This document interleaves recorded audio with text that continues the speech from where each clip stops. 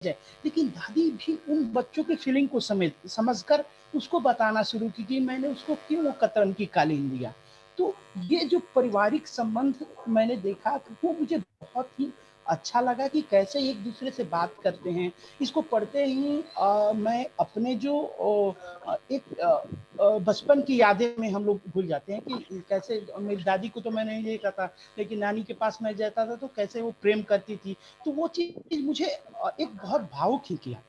साथ ही साथ एक जो एकता में विविधता की बात करते हैं कि कैसे विविधताओं से भरा एकता को दिखाने के लिए कि कतरन की कालीन का उपयोग किया गया है। ये भी एक सोचने वाली बात है। लेखक जिस नज़रिए से भी सोच रहा है, वो हमें भी सोचना और देखना है कि किस तरह से वो कपड़ों को बता रहा है और कितने सुंदर रूप से लिखा गया है कि किसका है, किस धर्म का है, किस पर्व का है कपड़ा, वो तो कोई नहीं पहचान सकता है, लेकिन एक कालीन के रूप में, एक एकता के रूप में हमें दर्शा रहा है। तो वो मुझे बहुत अच्छा लगा। साथ ही साथ जो स्वीकृति की बात होती है, अगर हम अपने बचपन में जाए, जब हम लोग पढ़ते तो हम लोग को हस्तकला में होता था। तो हस्तकला में किस तरह से हाथ से झाड़ू बनाना, रस्सी बनाना, और विद्यालय में वो लगता था। शायद अभी जो हम लोग विद्यालयों में देख रहे हैं, मैं सरकारी विद्यालय में पढ़ा हूँ, तो अभी सरकारी विद्यालय में शायद वो हस्तकला खत्म है। तो वो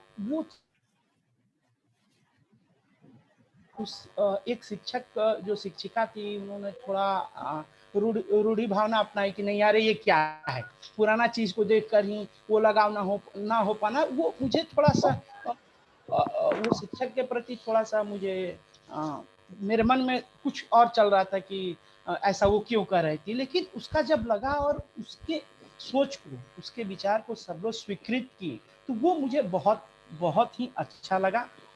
पूरे कहानी में किस तरह से सरल भाषा में लिखकर, एक सरल भाषा में लिखकर कहानी को प्रस्तुत किया गया है। कहानी एक फ्लो में चलती है, कहानी हमें बांधने की कोशिश कर रही है, कहानी खुद हमें अपनी निजी जीवन से जोड़ने के लिए भी बहुत सारी चीज़, बचपन की चीज़ों को हमें दिखाने की कोशिश कर रही है।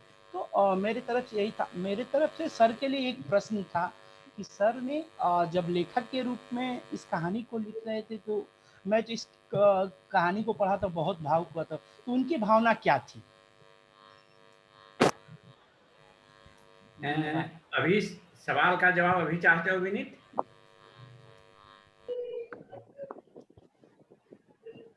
देखिए, तुम लोग सभी जानते हो कि हम बच्चों के साथ और तुम लोगों के साथ जुड़े हुए हैं।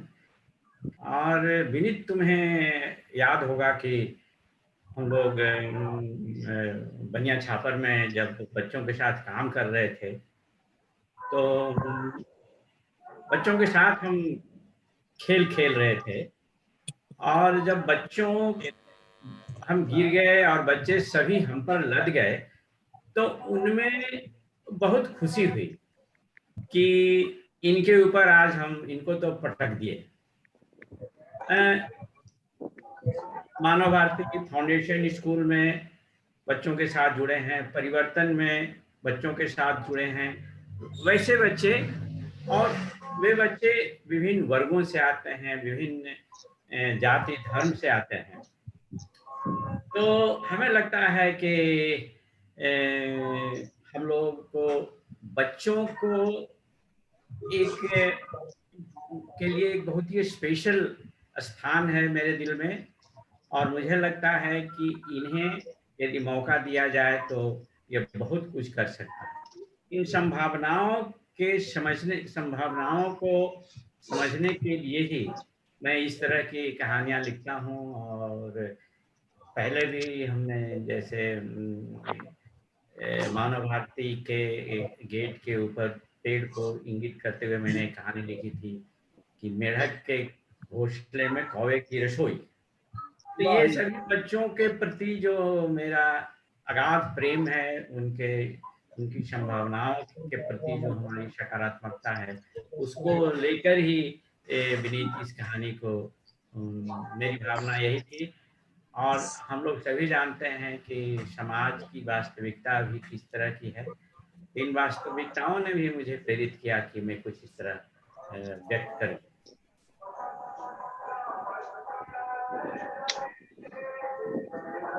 धन्यवाद sir. Thank you so much. और विनीत आपको भी, क्योंकि आपने किस तरीके से इस कहानी को जोड़ करके देखा, अपने अपने आप जब बचपन थे, छोटे थे उस समय की भी बातों को जोड़ा, और सर के भावनाओं को, लेखक के भी भावनाओं को जोड़ने का प्रयास किया। तो बहुत बहुत धन्यवाद। दुर्गा, मैं आपसे अनुरोध करूंगा कि आप जो आपका आपने रिव्यू किया है उसको अगर सर के साथ शेयर कर सकते हैं सभी के साथ। हाँ जी, सभी को नमस्ते। मैं बहुत मतलब संक्षेप में इस स्टोरी का रिव्यू या जो भी बोलिए मैं अपना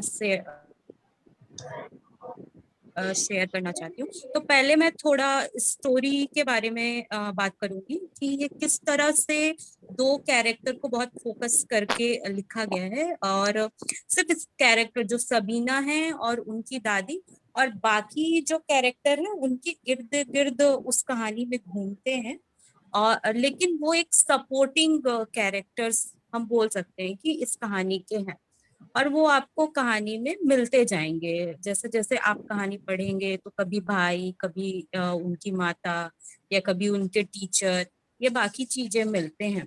साथ साथ में इस कहानी में जो कैरेक्टर फोकस, जैसे सूर्या और ने बताया कि एक ये हमें नजरिया देने का कोशिश कर रहा है कहानी कि कैसे हम एक बच्चे को, या जो हमारे आसपास जो बच्चे रहते हैं उनको हम बहुत छोटी छोटी चीजों में भी यूनिटी बता सकते हैं, समझा सकते हैं। जैसा कि आप लोग अगर पढ़े हैं, लोगों ने कहानी पढ़ा है, थर्ड पैराग्राफ में अगर आप आएंगे तो वहाँ पे उनकी दादी जो होती है, सबीना की दादी, वो बताती है कि कैसे हर कतरन जुड़ के एक यूनिक कालीन बन रहा है। तो कहीं ना कहीं वो समझाने की कोशिश करती हैं अपने बच्चे को और अपने घर वालों को कि सारे अलग अलग कतरन जुड़ के एक कालीन बना रहे हैं। दूसरा स्टोरी का एक पक्ष ये भी है, जैसे जो मुझे या मैं महसूस करती हूँ कि कई बार जो हमसे बड़े लोग होते हैं, शिक्षक होते हैं, कई बार हमेशा सोचते हैं कि बहुत कुछ अलग दिखने वाला चीज ही हम प्रदर्शनी में प्रेजेंट करेंगे तो लोग उसे पसंद करेंगे या उसकी वाहवाही करेंगे। लेकिन जो शायद इस कहानी में एक और कैरेक्टर रहते हैं जो टीचर के साथ रहते, तो वो इम्पोर्टेंट समझते हैं कालीन का, और वो बताते हैं कि कैसे वो एक इथनिक रूप भी है बहुत पुरानी चीजों का, और कई लोगों को मतलब अपने पुरानी चीजों से लगाव भी होता है। और फिर बाद में जब जो काली, जब उन्हें पहला पुरस्कार भी मिलता है, उन्हें स्टेज पे बुलाया जाता है, जो इस कालीन के पीछे की जो उसकी दादी और सबीना की प्रदर्शनी में लगाने का कारण होता है, वो भी एक्सप्लेन करते हैं। तो वो एक बहुत ही खूबसूरत मेरे मतलब मैं उसको कल्पना कर पा रही थी कि कैसे वो स्टेज पे जाती होगी और सबीना किस तरह से नम आंखों में होंगी, और वो इस बात को बहुत गर्व से बताती हैं या महसूस करती बहुत भावनात्मक तरीके से कि ये कालीन एक यूनिटी को दर्शा रहा है, जो हमारा समाज भी बहुत अलग अलग लोगों के साथ है लेकिन फिर भी हम एक साथ रह सकते हैं। तो मेरे को ओवरऑल यही है कि ये कहानी बहुत एक स्ट्रॉन्ग नजरिया लेके आ रहा है कि बहुत डिफरेंट बहुत अलग अलग चीजें होने के बावजूद भी हम यूनाइट होके रह सकते हैं, एक ह्यूमन बिहेवियर के साथ रह सकते हैं। और बाकी मुझे अगर सवाल पूछे तो मेरे मन में ये आया था, मतलब सर के लिए, कि क्या हम इसको इलस्ट्रेशन के द्वारा भी प्रस्तुत कर सकते हैं कहानी को। अगर हमें बहुत छोटे बच्चों को, जैसे कि अगर ले जाना हो इस कहानी को, तो क्या हम इसको इलस्ट्रेशन के द्वारा भी प्रस्तुत कर सकते हैं। और दूसरा हम ये भी देख सकते हैं कि इस कहानी के साथ हम क्या बच्चों के साथ चर्चा कर सकते हैं या किन बच्चों तक ले जा सकते हैं। तो किन बच्चों तक ले जाना है, तो वो हो सकता है कि ये कहानी को पढ़ने के बाद बात ये है चला कि दी, हम कम कर इनको कम कर 13 से ऊपर उम्र के बच्चों को दे सकते हैं पढ़ने के साथ। उनके साथ हम सह पठन कर सकते हैं या फिर स्वयं पठन के लिए दे सकते हैं, या इस पे चर्चा किया जा सकता है बहुत सारे प्रश्नों को लेके। तो वो प्रश्न शिक्षक अपने अनुसार भी सोच सकते हैं अगर वो अपने क्लास के बच्चों को ध्यान में रख के। बाकी मेरे तरफ से इतना ही था। बहुत बहुत धन्यवाद Durga. Can I see you first of all? Yes हाँ, can you put your video on? Okay. सबसे पहले तो दुर्गा मैं आपको बधाई देता हूँ कि आपने जो पाठ किया वो बहुत अच्छा लगा। धीरे धीरे धारावाहिक रूप से जिस रॉ में कहानी इवॉल्व हुआ है उस रॉ में ही आपने बहुत बढ़िया से उसको पाठ को आगे बढ़ाया है। तो congratulations, thank you very much for this. Illustration, yes, illustration का प्रयोग करने से यह कहानी और दिलचस्प हो सकती है। और कल हम लोग जब घर में बैठे थे जब इस कहानी के बाद, तो मेरी वाइफ ने कई डिज़ाइन पहले भी बताया कि ये कतरन की कालीन के रूप में किया सकता है, और उससे ही उसी को बढ़ाते हुए तुम्हारा जो विचार है कि इसमें इलस्ट्रेशन यूज किया जा सकता है, डेफिनेटली किया जा सकता है। और आप सभी लोगों का स्वागत है यदि आप लोग इसके इलस्ट्रेशन में कंट्रीब्यूट कर सकें। I would like to have illustration from any of these organizations. बच्चों के साथ पाठ जरूर करेंगे, और ये तो पहली कड़ी है जब आपके साथ इसका पाठ हो रहा है। दुर्गा तुम उस समय नहीं थी, और विनीत थे, सूर्य प्रकाश थे। हम लोग बच्चों के साथ सिर्फ पाठ नहीं कर रहे थे बल्कि हम उनके साथ धामा चौकड़ी भी करते थे। तो उसका एक कह सकते हैं कि इसका ज़्यादा सौम्य रूप हम बच्चों के साथ जुड़ कर सकते हैं, अफकोर्स कर सकते हैं। और हमें लगता है कि जो विचार इसमें रखे गए हैं उन विचारों को आगे बढ़ाने में मेरा इंटरेस्ट बच्चों के साथ ही जुड़कर बच्चों तक ही इस संदेश को पहुंचाने में है। मैं यूनिवर्सिटी में काम कर चुका हूँ, प्रोफेसर रह चुका हूँ, आर्टिकल लिखता रहा हूँ, जर्नल्स में छपते हैं। दुर्गा तुम भी तो 30 से पढ़ी हो। मुझे ऐसा लगता है कि जो आर्टिकल हम लिखते हैं उसकी जो पाठक हैं वो बहुत सीमित हैं, और वो पाठक वो होते हैं जब जिस समय उन पर प्रभाव होना चाहिए उसके काफ़ी आगे निकल चुके होते हैं। तो बच्चे हमारी संभावना है, बच्चों के साथ हम जरूर इसे करना चाहेंगे। एक व्यवस्था का सुझाव है सूर्या और विनीत कि Zoom has been turned into unlimited। तो टाइम के लिए हमें लगता है कि आपको चिंता करने की जरूरत नहीं। सॉरी सर, सॉरी, टाइम ये जूम ने अलाउ किया है आपको फॉर एन अनलिमिटेड पीरियड। जी जी। So you don't have only 1 hour or 30 minutes at your disposal. So you can go ahead, and I will be happy to be with you. ठीक है, ठीक है। Yeah, just suggest if you are otherwise not engaged. मतलब we do not have any issues, but other people like सबका time वाला जो slot था उसको लेकर के था।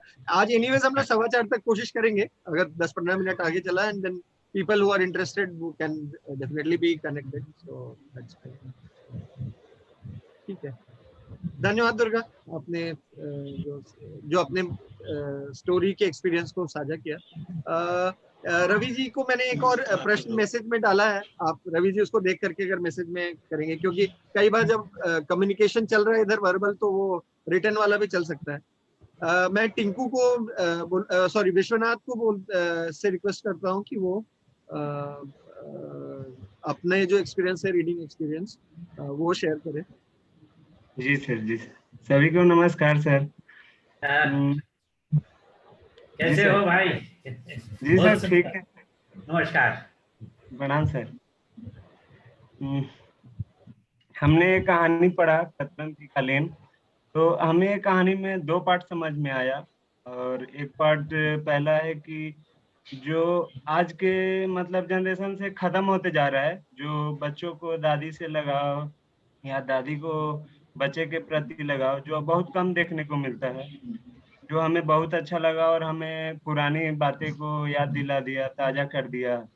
जो हम अपने पुरानी दुनिया में चले गए, जो हमें बहुत अच्छा लगा कि त्योहार में जो एक बच्चे को उम्मीद रहता है कि हमें अपने दादा दादी से जो उपहार मिलेगा, तो उसको लेने के लिए जो खुशियाँ होती है, जो 1-2 दिन पहले से आदमी कल्पना भी करने लगता है क्या मिलेगा, जो हमें कहानी में बहुत अच्छा लगा। और दूसरा पार्ट की उस उपहार के जरिए जो मतलब अपने बच्चे को समझाना कि हम समाज को या अपने आप को एकजुट कैसे कर सकते हैं, तो उपहार के जरिए जो समझाने का नजरिया था, जो हमें बहुत अच्छा लगा। जो हम अपने परिवार या अपने समुदाय या अपने समाज को जोड़ के रख सकते हैं, बहुत ही अच्छा लगा। जो आज के डेट में बहुत सारे ऐसे काम हो रहे हैं जोड़ने के लिए, बड़े से बड़े काम हो रहे हैं, प्रचार हो रहे हैं, प्रसार हो रहे हैं, बहुत तरह की बात हो रही है। लेकिन एक कोई जरूरी नहीं कि हम बड़ा हथकंडा ही अपना के समाज को जोड़ने के प्रति चल सकते हैं। एक छोटा से छोटा तिनका जैसे कतरन की कालीन के द्वारा ही अगर चाहें तो हम समाज को जोड़ के एक साथ लेके चल सकते हैं।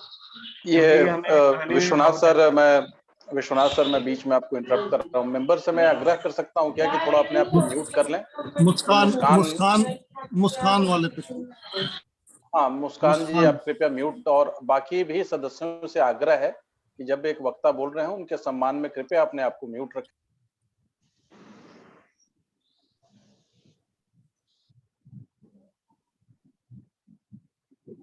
जी विश्वनाथ, आप चालू रहे। जी सर। तो जो मतलब एक कतरन की कालीन से जो हम एक समाज या समुदाय को जोड़ने का कोशिश जो एक कहानी में दिखा, जो हमको बहुत अच्छा लगा। और यह कहानी मूल रूप से एक बच्चे को परिवार और पुराने परिजनों से जो लगाव है वो हमें सिखलाती है। लेकिन हमें यहाँ पे एक चीज जो भेदभाव की बात है, जो हमें नहीं लगा, जो शिक्षिका उस बच्ची के साथ करती है। अक्सर अभी जितने सारे लोग हैं, हम सभी को तो नहीं जानते हैं, पर ये जानते हैं कि अधिकतर लोग शिक्षा पे ही काम करते हैं। तो हमारा एक मतलब क्वेश्चन नहीं कर सकते हैं, एक ये था कि क्या शिक्षिका या शिक्षक जो बच्चों के साथ इस तरह का व्यवहार करते हैं, उन पे क्या असर पड़ता है, उनके बारे में कभी कल्पना किए हैं हम लोग? और यही मेरा से था। आप जब कई तरह के विद्यालयों को देखते हैं, और जो खासकर ऐसे विद्यालयों में जहाँ जो एलिट स्कूल्स हैं, या कुछ शिक्षक और शिक्षिका जिनका एक उच्च श्रेष्ठता का भाव है, और वो भाव को परिभाषित उन्होंने खुद कर लिया है, और इसका असर बच्चों पर बहुत पड़ता है। और इस बात का विचार, इस बात का ख्याल शिक्षक शिक्षिका को करना चाहिए। उनको प्रोत्साहित करने के बजाय। और आप देखेंगे कि एक जो अंग्रेजी जो है, अंग्रेजी बड़ा परेशान करता है। अगर किसी को तीखी डांट देनी हो तो लेकिन लगे कि ये तीखी नहीं है तो अंग्रेजी बोलिए, है पेशेंस। हैं, लिखा उन्होंने ना, उसने जो दोबारा लड़की सबीना ने कहा कि कहाँ रखें, तो उन्होंने कहा हैव पेशेंस।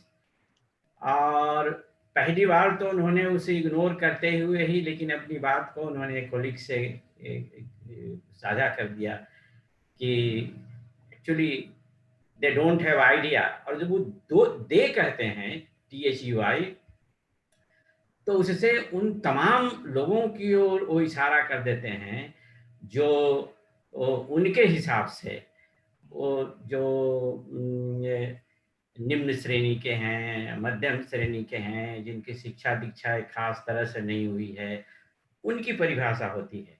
और इसका असर बच्चों के मनोबल पर, बच्चों के मानसिक विकास पर, बच्चों के सामवेगिक विकास पर बहुत खराब पड़ता है। और आज मैं जहाँ भी जुड़ा हूँ विद्यालयों में, मैं इस बात को मानता हूँ। मैं आपको एक उदाहरण देना चाहता हूँ, बहुत महत्वपूर्ण उदाहरण है कि एक विद्यालय में हमने बच्चों को कहा कि एक लाइन दिया और कहा कि आप लोग इस पर एक कहानी लिखिए। बच्चों ने भी लिखा और कुछ शिक्षिकाओं ने भी लिखा। तो जहाँ कुछ शिक्षिकाओं ने बच्चों के साथ लिखना मुनासिब नहीं समझा, यार बच्चा सब लिख रहा है उसमें हम क्या लिखें, लेकिन एक शिक्षिका ने लिखा और लिखने के बाद उन्होंने लास्ट में कहा कि क्या मैं प्रेजेंट कर सकती हूँ। हमने कहा बिल्कुल प्रेजेंट कीजिए। तो उन्होंने कहा कि यद्यपि कि मेरा स्टोरी इन बच्चों के स्टोरी के सामने कहीं खड़ा नहीं हो सकता। एक दूसरा पक्ष है कि अगर बच्चों को उत्साहित करते हैं तो बच्चों में बहुत ही ट्रांसफॉर्मेशनल, बहुत ही परिवर्तनकारी चेंज हो जाते हैं।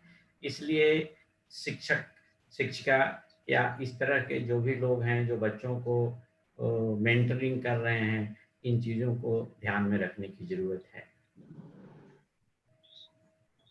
धन्यवाद सर। और टिंकू धन्यवाद आपको भी अपने चीजों को साझा करने के लिए। मैं अब ये प्रयोग की तरफ से तो तीन जो हमारे टीम से 3 सदस्य जो थे उन्होंने अपना सवाल रखा। मैं सर मेरे भी कुछ 3 सवाल हैं। सवाल तो बहुत है लेकिन मुझे लगा कि मैं संक्षेप में इन 3 सवालों को ही रखता हूँ आपके पास, और उसके बाद फिर हम लोग इन सवालों के बाद हम मंच ओपन कर देंगे जिसमें बाकी जो भी ऑडियंस है सब लोग आपके साथ इस पर चर्चा कर सकती हैं। और मैंने जो कहानी को पढ़ा और जो समझा मैं, एक वाक्य आता है जहाँ पे आपने लिखा है इसको कि कतरन का कशीदा सामाजिक जुड़ाव मेल जोल का उदाहरण है। जरा बताओ तो कौन सा कतरन किसका और किस अवसर का है? ये दादी बोल रही है। लेकिन मैं जो इसमें समझना चाह रहा था कि आपने इसे सामाजिक जुड़ाव का ही चित्र क्यों दिया है? क्यों एक एंगल जो एक होता है ना कि अच्छा वो एक मुस्लिम परिवार का है तो इसलिए उसको जबरदस्ती, एक होता है ना आज के डेट में अपने आप को हिंदुस्तानी या देशभक्त ज्यादा प्रेशर बन गया है कि अगर मैं मुस्लिम हूं तो मुझे ज्यादा प्रेशर बन गया है कि मैं ही बोलूं कि नहीं हम देशभक्त हैं और हम सबके साथ हैं। आपने इसको क्यों उस एंगल से देखा? तो वो शायद एक व्यक्तिगत लगाव भी हो सकता है, दो व्यक्तियों के बीच का लगाव का भी जुड़ाव हो सकता है, शायद वो कतरन का कालीन। लेकिन थोड़ा मैं वो चूंकि आपने लिखा है इसको तो कुछ बैकग्राउंड होगा, मैं उसको थोड़ा समझना चाह रहा था कि इसको सामाजिक परिवेश से आपने क्यों जोड़ा लेखक के रूप में। मेरा दूसरा प्रश्न ये था कि क्या बच्चों में, चूंकि कहीं ना कहीं ये अंत में प्रतिस्पर्धा की भावना आ रही है, पहला दूसरा तीसरा, और उसने दूसरा और तीसरा रैंक सुना और उसके बाद फिर अब उसको ये लग रहा है, तो एक और जैसा हम लोगों ने देखा, हम सब लोग अभी भी मैक्सिमम लोग हम लोग स्कूल में जो देखते हैं कि वो कंपटीशन होता है, तो क्या बच्चों में प्रतिस्पर्धा की भावना को रखना या उजागर रखना उचित है? और क्या हमें उनके जो भी गुण है उनको एक ओपन एटमॉस्फेयर नहीं देना चाहिए? अगर दे सकते हैं या देना चाहिए तो क्या तरीका हो सकता है कि बिना प्रतिस्पर्धात्मक मतलब कॉम्पिटिटिव वे से चले हुए कैसे हम लोग दे सकते हैं? तो वो थोड़ा सा एक प्रश्न था जो मैं आपसे जानना चाहूंगा। और एक और प्रश्न है कि जो आपने वो जो शबीना है उसको दिखाया है कि वो एक जो फेवरेटिज्म होता है ना कि ये मेरा किसी का कोई पसंदीदा है, चहेता है, तो वो फेवरेटिज्म से क्यों? क्योंकि उसके बाकी जो शबीना के भाई बहन थे वो सब दुखी थे, या वो उनको लगता था कि अच्छा ये शबीना को ही दादी बहुत मानती है। तो वो फेवरेटिज्म वाला एंगल को लेकर के मैं थोड़ा सा समझना चाह रहा, क्योंकि कहीं ना कहीं एक स्टीरियोटाइप होता है ना कि अच्छा जब बच्चा पढ़ेगा तो शायद उसको भी लगेगा कि अच्छा मेरे दादा दादी या मेरे मम्मी पापा कौन किसको, माँ बाप शायद अपने बच्चों के बीच में भेदभाव नहीं करता है, लेकिन जब वो पढ़ेगा तो उसका वो जो स्टीरियोटाइप है शायद वो और मजबूत होके चला जाए। अच्छा कहानी भी वैसा लिखा है, मेरे साथ में भी ऐसे ही होता है। तो मैं ये 3 प्रश्न पे आपके राय को जानना चाहूंगा। तो जो पहला प्रश्न है वह सामाजिक जुड़ाव हमने देखा है, वह व्यक्तिगत जुड़ाव भी हो सकता है, लेकिन सामाजिक जुड़ाव को एक्सप्लेन करने के लिए हमने यही लिखा है कि इसमें राजा का भी है, रंग का भी है, हम नहीं जानते हैं। और उसके पहले आपने पढ़ा होगा कि हमने लिखा कि तुम्हारा बाप कमीज पर तो नाम लिख देता है लेकिन कतरन पर नाम नहीं लिखता। तो अनाम गुमनाम लोगों को जब वो मिल जाते हैं तो एक अर्थ भरी इंटिटी बन जाते हैं, वो कालीन बन गए हैं। यह व्यक्तिगत भी हो सकता है, सूर्या 2 लोगों के बीच का हो सकता है, लेकिन मैंने सामाजिक जुड़ाव को उसी रूप में लिया है कि अनजाने अनाम जिनकी कोई विषाद नहीं लोग समझते हैं, सभी जब मिल जाते हैं तो एक सुंदर इंटिटी बन जाते हैं। ये मेरा सोच था। स्पर्धा के ऊपर पूरे वर्ल्ड में लोग काम कर रहे हैं कि जो कंपटीशन होना चाहिए कि नहीं होना चाहिए, कंपटीशन एज एन इंसेंटिव होना चाहिए कि नहीं।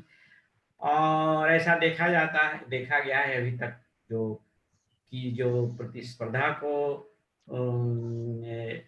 की जो भाव है वह लोगों को मोटिवेट करता है आगे बढ़ने के लिए, आगे जाने के लिए, दूसरे से सीखने के लिए, दूसरे की बातों को समझने के लिए कि अच्छा उसने ऐसा किया तो मुझे थोड़ा दिया हम और बेटर कर सकते हैं, तो हम और अच्छा तो हम और आगे बढ़ सकते हैं। इस पे इसका मैं कोई हाँ ना प्रश्न नहीं उत्तर नहीं दे सकता हूँ। आप सभी बच्चों के साथ जुड़े हैं, इसमें मैं देख रहा हूँ कि स्कूल के शिक्षक लोग हैं, तो मैं इसी रूप में इसको हमने देखा। इसमें मूल जो भाव था वो था सामाजिक जुड़ाव का, सामाजिक सद्भाव का। और सामाजिक जुड़ाव में भी जो बात था वह कि अनाम और जिससे बहुत छोटा, जिसे बर्बाद क्या है, कतरन क्या है, फेंक दिया, अरे तो कतरन है। ये मेरा मुख्य भाव इसमें यही था। और सबीना के साथ देखिए हर परिवार में यदि आपके 2 बच्चे हैं तो आपके भाव अलग अलग बनते हैं। और सबीना एक बेटी है और हमने कहा कि वो नेक है और ईमानदार है, दूसरे के बारे में सोचती है। तो इन चीजों के आधार पर मैं अपनों बच्चों के साथ पक्षपात चाहूं या नहीं चाहूं कर देता हूं। और दादी ने तो इसमें 2 चीजें आपके प्रश्न के यही शायद 2 चीजों का वर्णन इसमें था कि सभी लोग शांत हो जाते हैं लेकिन सबीना सुबकते रहती है। उसका जो इमोशनल लोड है उसको आप समझ सकते हैं, जो इमोशनल मैनिफेस्टेशन है। और शायद क्योंकि दादी ने तो एक लंबी पारी खेली है ना, एक लंबी जिंदगी देखी है, और इसलिए उन्होंने उस बच्ची को एक विशेष रूप से देखने की कोशिश की है। तो यह कोई भेदभाव नहीं है, लेकिन परिवार में चाहे स्कूल है चाहे वो घर का हो, वहाँ हम लोग एक दूसरे के प्रति तो एक भाव बना ही लेते हैं कि इसके क्या गुण हैं, इसकी क्या कमजोरी है, क्या मजबूती है, और वक्त आने पर उसको बोलते भी हैं। और वह बोलना जो है वह हेल्प करता है कि कैसे वह और उसके माध्यम से दूसरे लोग I hope I have been able to Yes, respond yes, to absolutely. मैं बस आपको ओपिनियन जानना चाहता था, मतलब मुझे इस कहानी को लेकर के तो मुझे बहुत इसमें लगाव कोई है। यस नो में तो कोई जवाब हो नहीं सकता। जी जी मेरी सोच यही थी जी। तो बहुत बहुत धन्यवाद सर। और मुझे लगता है कि अब हम लोग इस सत्र को, मैं देख रहा हूँ रवि जी ने अपना हाथ हैंड रेस किया हुआ है। तो अभी अब हम लोग ये तो हम लोग एक सर के साथ चर्चा कर रहे थे, प्रयोग टीम के सदस्य थे। अभी जो पार्टिसिपेंट्स हैं, जितने भी लोग हैं, आप लोगों ने भी सुना और आपके खुद के कुछ सवाल होंगे या खुद के अपने ऑब्जर्वेशंस होंगे। तो अब हम लोग 15 मिनट के लिए, लगभग 15 से 20 मिनट के लिए ऑडियंस सभी पार्टिसिपेंट्स के लिए ओपन कर रहे हैं सत्र को। तो एक एक करके आप हैंड रेस करिएगा, मैं नोट कर लूंगा। और तो मैं रवि जी का हैंड रेस देख रहा हूँ, अभिमन्यु देख रहा हूँ जी। तो ठीक है। और बाकी जो जो अगर मोनी जी को देख लिया मैंने, मोनी सिन्हा। सर मैं भी इसमें बोलना चाह रही हूँ, वंदना कुमारी। बन्ना जी बस मैं एक एक बारी करके सबको हम लोग मौका दे। मैं नोट कर ले रहा हूँ, आपका नाम भी नोट कर ले रहा हूँ, और फिर उसके बाद हम लोग चलेंगे। और फिर से मैं कहूंगा कि माफी चाहता हूँ कि अगर कुछ साथी को लगता है कि वो आप अपने क्वेश्चन को नहीं रख पाएंगे टाइम को देखते हुए, तो आप प्लीज मैसेज में जरूर लिखते चलिए। हम लोग मैसेज में का भी क्वेश्चन को नोट कर ले रहे हैं। आज भी अगर नहीं हो पाएगा तो हम लोग इसको वापस आएंगे, सर के थ्रू ही हम लोग इसमें फिर से वापस जुड़ेंगे। तो शुरू करते हैं। मैं रवि जी से रिक्वेस्ट करूंगा कि अगर आपका जो सवाल था या आपके जो कुछ ऑब्जर्वेशन थे वो आप शेयर कर सकते हैं। Thank you Surya. मैं बस इतना ही कहना चाहता हूँ कि जो मेरी ऑब्जर्वेशंस थी ज्यादातर मैंने चैट ग्रुप में शेयर कर दी हैं सर के साथ, आप सबके साथ। एक बिंदु पर जहाँ शायद कहीं ना कहीं भूले बिसरे हमारा ध्यान नहीं जा रहा है, जो कि मेरे ध्यान में आया कि हम हमेशा दो चीजों की बात करते हैं। एक कहते हैं महिला सशक्तिकरण और उनके एजुकेशन की बात करते हैं। दूसरा पॉइंट यह है कि, और हमेशा हम लोग ये कहते हैं कि अगर हम एक लड़की को पढ़ाते हैं या एक महिला अगर शिक्षित होती है तो वो कहीं ना कहीं जाके अनेक परिवारों को उससे जोड़ती है। वो शिक्षा का ज्ञान, वो जो संस्कार है, वो कहीं ना कहीं अनेक परिवारों तक पहुंचाती है। मान लीजिए भविष्य में सबीना के 4 बच्चे होते हैं तो वो उन 4 बच्चों को भी वही ज्ञान देगी जो अपनी दादी से उसने अर्जित किया है। यानी कि वो जो सामाजिक समरसता का भाव है, छोटी छोटी चीजों को जोड़ के एक बड़ा रूप देने का भाव है। तो इस महत्वपूर्ण चीज की ओर शायद हम लोग ध्यान नहीं दे पा रहे हैं कि दादी ने जो संस्कार अपनी माता से लिए हैं, वो संस्कार भले ही अब इसमें फेवरेटिज्म की बात हो या ना हो, बच्चियां तो वैसे भी नजदीक रहती हैं परिवार वालों के, तो वो जो सद्भाव की भावना है वो जो सबीना तक पहुंचा रही हैं, आने वाले भविष्य में ये एक गुलाब के पुष्प की तरह महकेगा और यही भावनाएं वो समाज में पहुंचाने का प्रयत्न करेगी। तो एक लड़की को जहां वो इस भावना से ओतप्रोत कर रही हैं, वो एक समाज में बहुत बड़ा मैसेज देने वाली है और अपने 4 बच्चों को और उनको परिवारों को इस सामाजिक समरसता का पाठ पढ़ाने वाली है। तो ये एक सारी कहानी के बिंदु से हटके मेरा एक बिंदु था जिसकी ओर मैं आप सबका ध्यान आकृष्ट करना चाहता था। और बाकी सारी जो ऑब्जर्वेशन है वो मैं सर के साथ, आप सबके साथ साझा कर चुका हूँ। तो धन्यवाद। राजेश्वर सर आप। Thank you very much. जी सर। रवि जी सर इससे पहले इस पे कुछ टिप्पणी करें। मैं कहूंगा, मैं एक्चुअली इसलिए बोलता हूँ कि ये इतना डाइवर्स ग्रुप का शायद यही फायदा होता है कि इतना मल्टीपल लेंस मिलता है देखने के लिए, कि जो एक व्यक्ति, क्योंकि हर व्यक्ति अपने अपने लेंस से देखने का प्रयास करता है। हम में से बहुत सारे लोगों ने इस लेंस को देखा ही नहीं था जो आपने यहाँ पे उजागर किया। तो बहुत बहुत धन्यवाद कि आपने वो जो उसके अपने पर्सनल एक्सपीरियंसेस और वो कैसे कैरी फॉरवर्ड करेगी एक लड़की का जो पढ़ना और उसके साथ जो आगे बढ़ने वाला, और वो दादी का संस्कार वो कैसे आगे बढ़ रहा है। I think these are very critical observation. So thank you so much for sharing. Sir मुझे लगता है कि हम लोग 1 2 3 क्वेश्चन ले लेते हैं, उसके बाद फिर रवि के लिए कोई जवाब देने की जरूरत नहीं है। ठीक है। तो मैं देख रहा हूँ आलोक ने भी हैंड रेस किया है, बट आलोक आप वेट करेंगे तब तक। अभी अभिमन्यु जी, आपका जो सवाल है या आपके जो ऑब्जर्वेशन, अगर उसको शेयर। आलोक सिंह परिवर्तन। अच्छा जी बट जी अभिमन्यु, आलोक अभी आप होल्ड करेंगे, मैं मौका दूंगा तो उस समय करेंगे। अभिमन्यु आप सवाल कर सकते हैं। मैं भी हूँ। हेलो सर हेलो मेरा good evening sir. Good evening इस अभिमन्यु। इस कहानी कतरन की कालीन को पढ़ने के बाद जो मेरा ऑब्जर्वेशन है, तो कल मैंने कमेंट किया था। सबसे पहला ऑब्जर्वेशन था जो हमारी भारत की जो विशेषता, अनेकता में एकता, यह है हमारी भारत की विशेषता। इस परिप्रेक्ष्य को कहीं ना कहीं दर्शाती है, पहला पॉइंट। दूसरा पॉइंट ये है कि आज के डेट में ये जो न्यूक्लियर फैमिली का कंसेप्ट चला आ रहा है कि हमारी नौकरी लग गई, अपना बीवी बच्चे को लेके अलग हो गए, घर में मम्मी पापा अलग हैं, दादा दादी अलग हैं, तो कहीं ना कहीं ये कहानी उसके ऊपर कटाक्ष है, एक सामाजिक वे उसके ऊपर कटाक्ष है। क्योंकि इस कहानी के मार्फत से ये बताया जा रहा है कि भले दादा दादी का योगदान शारीरिक रूप से थोड़ा कमजोर हो गया हो, लेकिन बच्चे के सार्वजनिक विकास में, उसके संस्कार के विकास में कहीं ना कहीं उनका योगदान स्कूल से ज्यादा है, विद्यालयों से कहीं ना कहीं उनका योगदान ज्यादा है।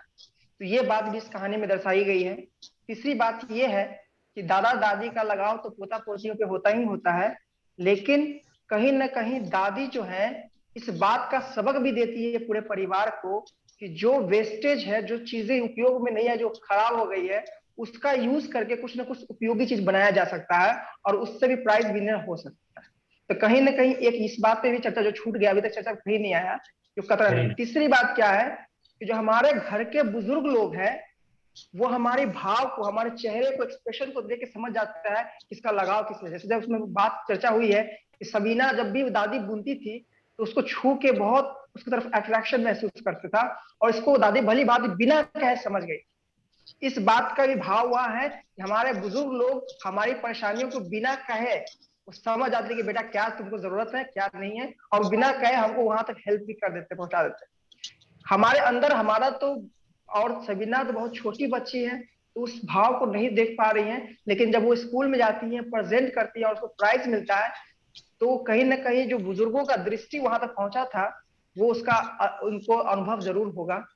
ये मेरा एक राय था। पांचवा पॉइंट ये था कि टीचर्स भले उसको इग्नोर कर देता है, लेकिन एक बात है, जब बॉस इज ऑलवेज राइट, जब बॉस राइट है तो सब उसमें दही में सही मिलाने के लिए तो पहुंच ही जा रही है। ठीक है, तो एक ये भी बात इसमें है इस कहानी के अंदर में। तो ये मेरे 5 पॉइंट थे, 5 मेरे ऑब्जर्वेशन। धन्यवाद। Very nice. पर एक बात अभिमन्यु, मतलब इसमें जवाब नहीं देना है, बट वो जो लास्ट वाला पॉइंट आपने बोला ना, बॉस इज ऑलवेज राइट, तो इस पे जरूर थोड़ा सोचिएगा। वो प्रैक्टिस में होता है, but it's not always that boss is always right.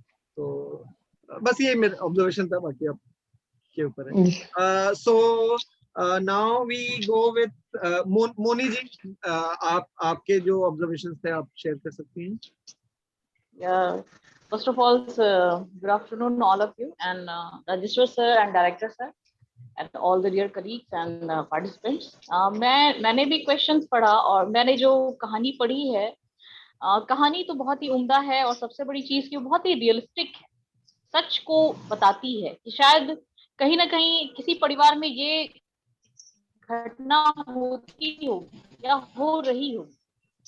तो मेरा प्रश्न राजेश्वर सर से ये है कि सर आपने कहानी बनाई या कहानी लिखी, कहानी के विषय में सोचा, उसको आपने कलमबद्ध किया तो उसके अनुसार, और हमने जो कहानी पढ़ी उसके अनुसार सबीना के बाकी भाई बहन बच्चों को ये बताते हैं या कहानी उनके सामने हम लेकर आते हैं, तो ये एक पारदर्शिता नहीं होगी कि हम सबीना का ही चरित्र चित्रण कर रहे हैं और बाकी बच्चों के विषय में नहीं बता रहे हैं। यह महत्वपूर्ण बिंदु है, लेकिन जब आप कुछ लिखते हैं तो उसमें आपकी सीमा हो जाती है, और सीमा ये हो जाती है कि जब आप इसमें बहुत डायमेंशंस ले जाते हैं तो उस लेख का जो फोकस है वह डाइल्यूटेड हो जाता है, और कहानी थोड़ी और बड़ी हो जाती। लेकिन उन भाइयों को और जो दूसरे लोग थे उनको बहुत सटली थोड़े में उनको उनके बारे में समझ लोगों तक पहुंचाने की कोशिश की गई है। लेकिन हमें लगता है कि मोनी, तुम्हारे सुझाव से इस कहानी में कुछ और अंश जोड़े जा सकते हैं। कहानी थोड़ी बड़ी भी हो तो कोई बात नहीं, जी जी करेंगे। बिल्कुल सर, क्योंकि सबीना केंद्र में है, ये इसमें कहीं कोई दो राय नहीं है, दादी माँ भी केंद्र में है। लेकिन अगर हम कुछ बच्चों के विषय में और उनके भाव को बता दें, क्योंकि घर के परिवेश में सबीना के अलावा भी बच्चों का लगाव हो सकता है, दादी के साथ रहा हो, उतना ना रहा हो लेकिन थोड़ा बहुत भी रहा हो। तो मेरा सिर्फ यही है कि सर अगर आप इस कड़ी को बनाते हैं, बढ़ाते हैं, तो बच्चों का भी चरित्र चित्रण करें तो बहुत ही अच्छा हो। कुछ धन्यवाद सर। चीजें बहुत सटली मोनी कहा गया है, जैसे जब सबीना दादी के लिए ऑक्सी लाई और माँ के लिए क्लिप लाई है, तो बच्चे ये कह रहे हैं कि हम लोग अपने में, जी जी क्या लाइन है सर कि हम लोग अपने ही में मगन रहे, और यह उन बच्चों के चरित्र को दिखा रहा है, उन बच्चों के स्वभाव को दिखा रहा है। और इसमें एक सकारात्मक चीज है कि बच्चों में ये अनुभूति स्वयं हो गई है कि, और वह अनुभूति इसलिए हुई है कि सबीना ने दादी और माँ के लिए एक गिफ्ट लाए थे। और तो बच्चों के जो थे उन लोगों ने कहा कि अल्लाह, हम तो घूमते रहे, जलेबी खाते रहे, अपने लिए सब कुछ पिपहरी लाए, बातूनी बंदर खरीद लिए, लेकिन सबीना ने दादी, क्योंकि दादी से हमने कहवाया है, दादी ने कहा कि मुझे स्टील की अंगूठी, क्या कहते हैं, अंकुशी की बहुत दिनों से इच्छा थी, है ना, जो सबीना ने पूरा किया। और उसका असर देखिए कि जो बच्चे थे वो कहे कि हम लोग अपने में मशगूल रहे, तो बच्चों को न कहते हुए भी कुछ उनके बारे में कहा गया है। जी जी सर आपने कहा, लेकिन अगर हम इस चीज को, इस कक्षा छोटे बच्चों को पढ़ाएंगे तो उसको थोड़ा और विस्तारित करेंगे, इसलिए मैं चाहूंगी कि आप अगले जो आपका अंक होगा उसमें जरूर कुछ ना कुछ उसमें जुड़ाव करें, जोड़े तो बहुत ही अच्छा होगा सर।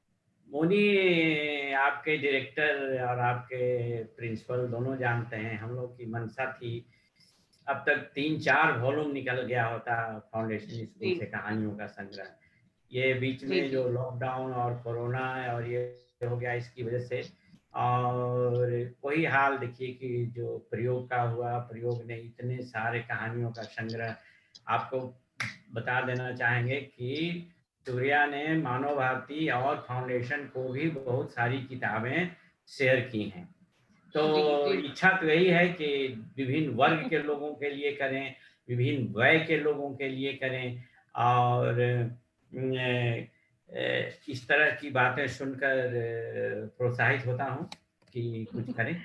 जी जी जी सर, बहुत बहुत धन्यवाद sir. Thank you thank you thank you thank you.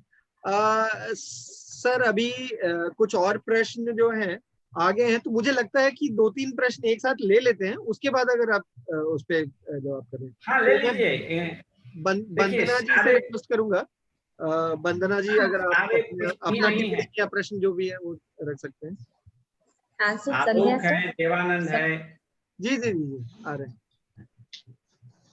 शुभ संध्या सभी को।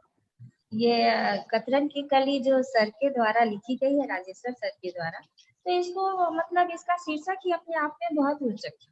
और जैसे जैसे मैंने इस कहानी को पढ़ा और कहानी पढ़ते पढ़ते जब मैं अंत तक पहुंची, तो मुझे इस मतलब पूरी कहानी का निचोड़ समझ में आया। मतलब ये एक उन्होंने कतरन के द्वारा, जिसे हम बहुत व्यर्थ चीज समझते हैं, हमारे साथ ऐसा होता है कि मतलब हम लोग इस व्यर्थ चीज को फेंक देते हैं, लेकिन हर चीज की अपनी उपयोगिता होती है, बशर्ते कि हम उसको उपयोग में कैसे लाते हैं।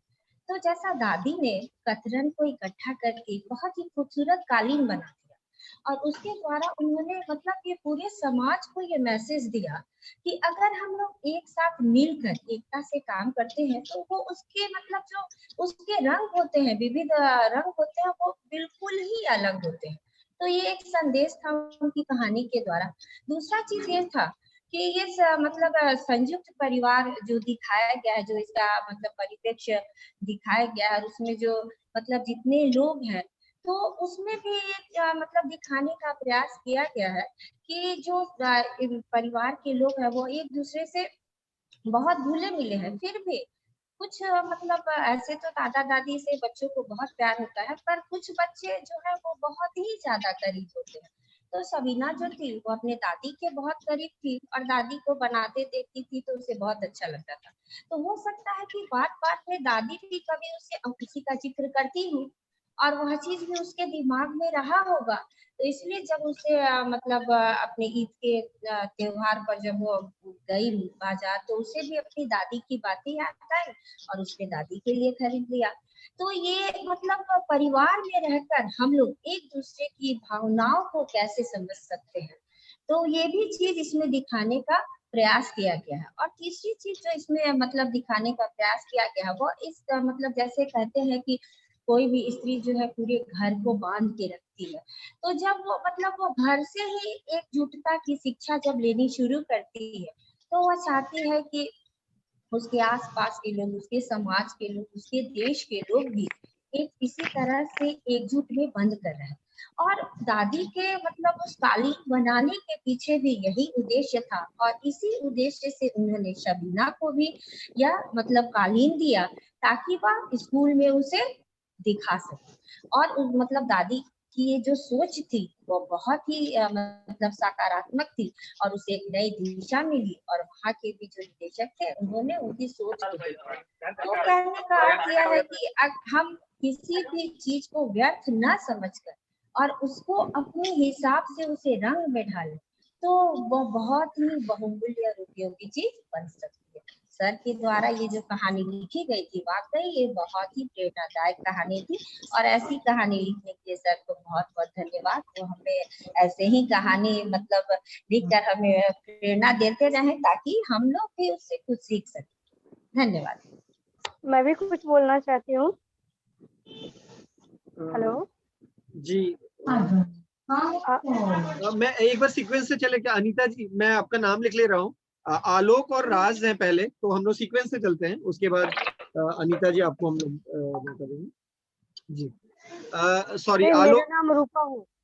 सॉरी रूपा नाम हुआ मेरा।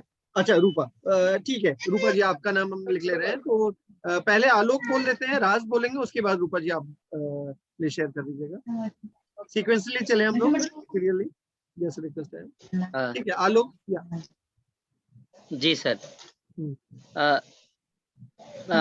मैं भी ये कहानी जब पढ़ा तो इस कहानी को पढ़ने के साथ एक और कहानी मतलब जो हम लोगों ने पढ़ने के वक्त पढ़ा था वो मुझे याद आई। प्रेमचंद्र की लिखी कहानी ईदगाह, जो हामिद नाम का एक बच्चा था उसका स्टोरी जिस तरह का था वो इसका कुछ पैराग्राफ वो चीज थोड़ा सा टच किया। और इस पूरी कहानी में मतलब एक चीज मुझे ये समझ आया कि कहानी को पढ़ने के बाद एक बाल मनोविज्ञान का एक जो चित्र उभरा है, एक बच्चा जो माने किसी बच्चे के उम्र में ही उसके अंदर कितनी सारी सोच आ गई, कितने बड़ों जैसी सोचें आई है, ये एक जो चित्र उभरा है वो बहुत ही हृदयग्राही है। वो हृदय को बहुत ही मतलब अंदर से स्पर्श कर रही है। सबीना अन्य बच्चों में सबसे जिम्मेदार बच्ची दिख रही है। साथ ही वो मतलब वो एक समाज के प्रति उसके अंदर एक जो सोच है, जो दादी का जो प्रयास रहा है सभी को एक सुंदर संदेश देने का और सभी को जोड़ के रखने का, उसको भी काफी तह में जाके वो समझी है। और वो जब रोना सुबक कर रोना शुरू करती है तो उस समय और भी उसका एक मतलब जो एक अंदर का उसका जो भावना है वो निकल रहा है कि इस बचपन में ही अन्य बच्चों की तरह होना होके वो बड़ों जैसी सोच रख रही है। और ये बहुत मुझे आहत किया अंदर से। मैं उस वहां पे अपने आप को भी थोड़ा सा ये कर लिया कि वो कहानी उस तरीके के दिख भी रही थी। इसके बाद इसके दूसरे अगर पैरा में हम लोग जाते हैं, दूसरे हिस्से में जाते हैं, तो एक वास्तविक जो चित्रण है स्कूलों का, और इसको मैंने भी फील किया है। हमारे पढ़ाई के समय भी ऐसा हमने महसूस किया है कि कभी-कभी किसी स्कूल के शिक्षक किसी खास बच्चों पे ही अपनी नजरिया बनाए रहते हैं, हर स्तर से चाहते हैं कि वही बच्चा प्रमोट हो, और उस दौरान अन्य बच्चों की जो प्रतिभा होती है कभी-कभी उसका निरादर होता है। और इसमें वो मैडम जो एक थी जिनके बारे में एक छोटी सी पंक्ति में जिक्र की गई है, उन्होंने वैसा किया और बाद में मतलब बॉस ने बोला कि नहीं ये जरूरी है, इसको लगाइए और इसको फ्रंट पे लगाइए, तो वहां पे वो फिर एक बदल भी जाती है। तो एक मतलब अपने आप में भी हम लोग सारे लोग शिक्षा से जुड़े लोग हैं, हम लोगों को भी एक संदेश मिल रहा है कि अगर कोई बच्चा इस तरीके का संदेश समाज को देना चाहता है तो हम उसके बातों को सुने बगैर कभी-कभी इग्नोर कर देते हैं, और वहां से जब वो बच्चा उसकी बातों को जब हम सुन नहीं पाते तो बच्चा संकुचित हो जाता है, और वो संकुचन आने वाले समय में वो निकाल नहीं पाता है, और धीरे-धीरे वो उसका जो सोच होता है वो नीचे चला जाता है, और फिर मतलब एक समाज के लिए जो एक धरोहर के रूप में इसी उम्र में जो ये सबीना जैसी लड़की आगे बढ़ना चाह रही है, वो एक ब्रेक लग जाता है, और वहां से फिर वो सारी चीजें लगभग धीरे-धीरे खत्म सी हो जाती है। तो एक हमारे कंधे पे भी एक बहुत बड़ी जिम्मेदारी है कि ऐसे बच्चों को, और मतलब किसी भी तरीके के बच्चों की बातें सुनना हमारे लिए सबसे ज्यादा इम्पोर्टेंट है। तो सर की ये कहानी मतलब इतनी सारी चीजें लेके आई थी। बाद में एक चीज मुझे ये भी लगा बीच में, जो दादी ने एक मतलब सबीना के पापा दर्जी हैं, और वो दर्जी लोगों का कपड़ा सुंदर-सुंदर कपड़ा सिलते हैं, बहुत सारे उत्सव के अवसर पे सिलते हैं, और उस कतरन का ही सही तरीके से उपयोग कैसे हो, वो दादी जो समझाई है अपनी मतलब पोती को, और उस तरीके से वो जो एक संदेश जा रहा है कि हमें अपने घर परिवार में जिस तरीके का भी काम हो रहा होता है, उससे भी हमें कुछ चीजें नई हम कर सकते हैं, ये भी हमें समझना जरूरी है, और हम निश्चित ही उसके जरिए कुछ सुंदर चीजें बना सकते हैं, गढ़ सकते हैं। तो ये कहानी में इस चीज का भी जिक्र मिला, और ये बहुत सुंदर कहानी लगी, और मतलब हम लोग तो इंटरनली ये तय किए हैं कि इस कहानी को हम लोग हर बच्चों तक पहुंचाएंगे, और हम लोग चाहेंगे कि बच्चों के साथ साथ हर अभिभावकों तक, हर स्कूलों तक भी ये कहानी पहुंचे। तो बहुत थैंक यू आलोक, बहुत बहुत धन्यवाद, बहुत बहुत धन्यवाद। और आपने बहुत बखूबी इसको पूरे अनुभव को शेयर किया, तो अपने पूरे इमोशंस को शेयर करने के लिए धन्यवाद। अभी हम लोग 1 घंटा कर चुके हैं, मतलब 1 घंटे से थोड़ा समय ज्यादा हो चुका है। क्या हम लोग 15 मिनट और बढ़ा सकते हैं इस कॉल को, 15 मिनट के लिए और चर्चा को? जरूर जरूर जरूर। ठीक है, तो राज आपका मौका है, आप प्लीज अपने बातों को जितना जल्दी बोलेंगे, सॉरी मैं बोलना नहीं चाहिए जल्दी, लेकिन समय को भी देखते हुए थोड़ा लग रहा है कि हम लोग ओके। सबको नमस्ते, मेरा नाम राजवर्धन है, मैं परिवर्तन से हूँ, और मेरा काम बच्चों के साथ ही होता है, जिसमें हमें बच्चों को समझना होता है, सबसे पहले बच्चे कैसे होते हैं। तो सर के द्वारा जो कहानी है वह बखूबी जो है, जो केंद्र है इस पूरे कहानी की, उसकी ओर आकर्षित कर रही है। तो सबने इस चीज के पहलू को दिखलाया है कि दादी ने किस मोटिव से, किस उद्देश्य से कतरन का कालीन बनाया था। इसकी ओर सबका था कि वो सामाजिक एकता भावना, हिंदू मुस्लिम हर तरह के लोग एक साथ, जिसमें ईद की खुशी भी होती है, दशहरे की भी खुशी की होती है, सब कपड़ों को एक साथ मिलाया गया है, हर कपड़े को एक साथ मिला के की है। तो ये चीज दादी ने बखूबी दिखलाया है। दादी का उद्देश्य भले ही ये था, लेकिन जहां तक मुझे समझ में आई है कि जब शबीना हाँ, जब शबीना को वो बहुमूल्य गिफ्ट मिला, तभी शायद उसके दिमाग में वो जो एकता की बात हो सकता है चलती होगी, लेकिन हमें जो फील हुआ जब हम पढ़ते समय में जो फील हो रहा था, तो वो एकता को ना देखकर वह देख रही थी कि उस कतरन के बनाने के पीछे दादी की मेहनत कितनी थी, दादी कितने दिन से उसे बना रही थी, संजो रही थी। तो वो जो होता है ना कि जब हमारे घर के जो बच्चे होते हैं, जो कुछ समझदार, जो बहुत ज्यादा थिंकिंग होते हैं, जिससे हम बहुत ज्यादा क्लोज होते हैं, तो हमें जो गिफ्ट तो मिलती है तो बहुत खुशी होती है, बच्चों को गिफ्ट से बहुत ये होता है, लेकिन जब बच्चों को हम समझने की कोशिश करते हैं ना, तो बच्चे गिफ्ट के तो भूखे होते ही हैं, लेकिन गिफ्ट से ज्यादा भूखे होते हैं एक दूसरे के लगाव से, एक दूसरे की मेहनत से, उनका वो जो इमोशनल अटैचमेंट होता है वो दिख रहा है। भले बाद में वो चला गया राष्ट्रीय एकता पे, लेकिन मुझे इसमें दादी और शबीना का जो अटैचमेंट था कि दादी ने इतने दिनों की मेहनत मुझे दे दी, तो इस चीज से मुझे बहुत ज्यादा अट्रैक्ट लगा वो लाइन। और फिर राष्ट्रीय एकता तो बात थी ही। और जब दूसरा फेज आता है कि जब स्कूल में कंपटीशन होता है तो टीचर का व्यवहार, तो उस समय 1 मिनट के लिए मैं खुद को वहां पाया था, क्योंकि मैं भी एक कलाकार हूँ, मैं भी पेंटिंग करता हूँ, इन सब चीजों को मैं फेस कर चुका हूँ। मेरे घर में पेंटिंग का कोई कदर नहीं थी, मुझे बहुत ये स्ट्रगल करना पड़ा है। तो वो जो एग्जीबिशन था ना, वो मैंने भी फेस किया है। मेरी भी प्रदर्शनी में ऐसे ही पेंटिंग लगी थी और उसे एक कोना में कर रख दिया गया था। लेकिन जब मैंने बहुत हिम्मत जुटा के, जब मेरे परिवार वालों ने मुझे मोटिवेट किया, मैंने जब उसे लगाया था, तो मुझे डीएम के हाथ से अवार्ड मिला था फर्स्ट। और उसी तरह से फर्स्ट और सेकंड का जो काउंट सर ने उसमें लिखा है, तो सेम दिल धक धक धक धक मेरा भी कर रहा था और मुझे वो प्राइज मिला था। तो उससे मेरे परिवार की जो है सोच बदली और मैं आज आपके साथ बतौर एक कलाकार के रूप में उपस्थित हूँ। तो ये सारा अटैचमेंट मैं खुद को वहां पे पा रहा था, खुद को मैं कर रहा था, आंखों में आंसू थे जब उस समय आ रहा था। तो मुझे बहुत अच्छा लगा ये चीज करके, और बहुत ही अच्छी लगी ये कहानी, खासकर दादी और उसका अटैचमेंट, दोनों का आपसी समझ बहुत अच्छी लगी मुझे।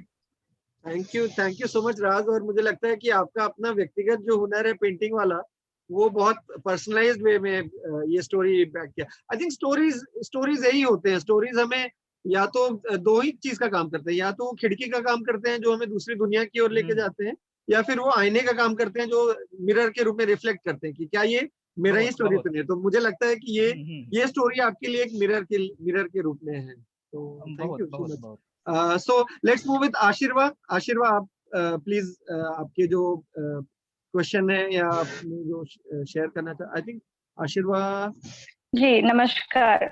जी नमस्कार।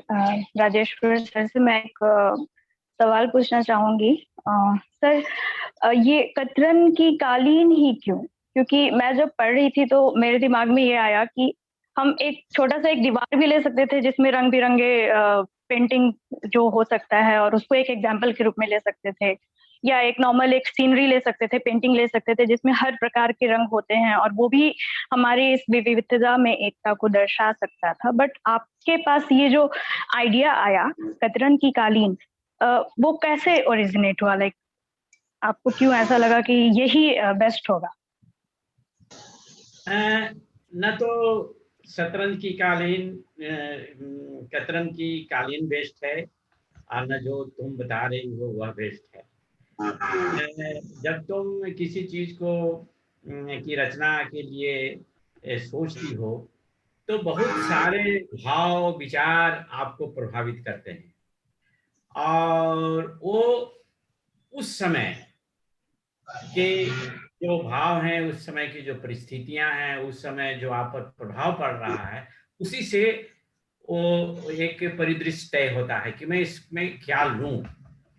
तो तुम्हारे जो सुझाव हैं वो भी हो सकता था, लेकिन उस समय मेरे दिमाग में वो नहीं आया।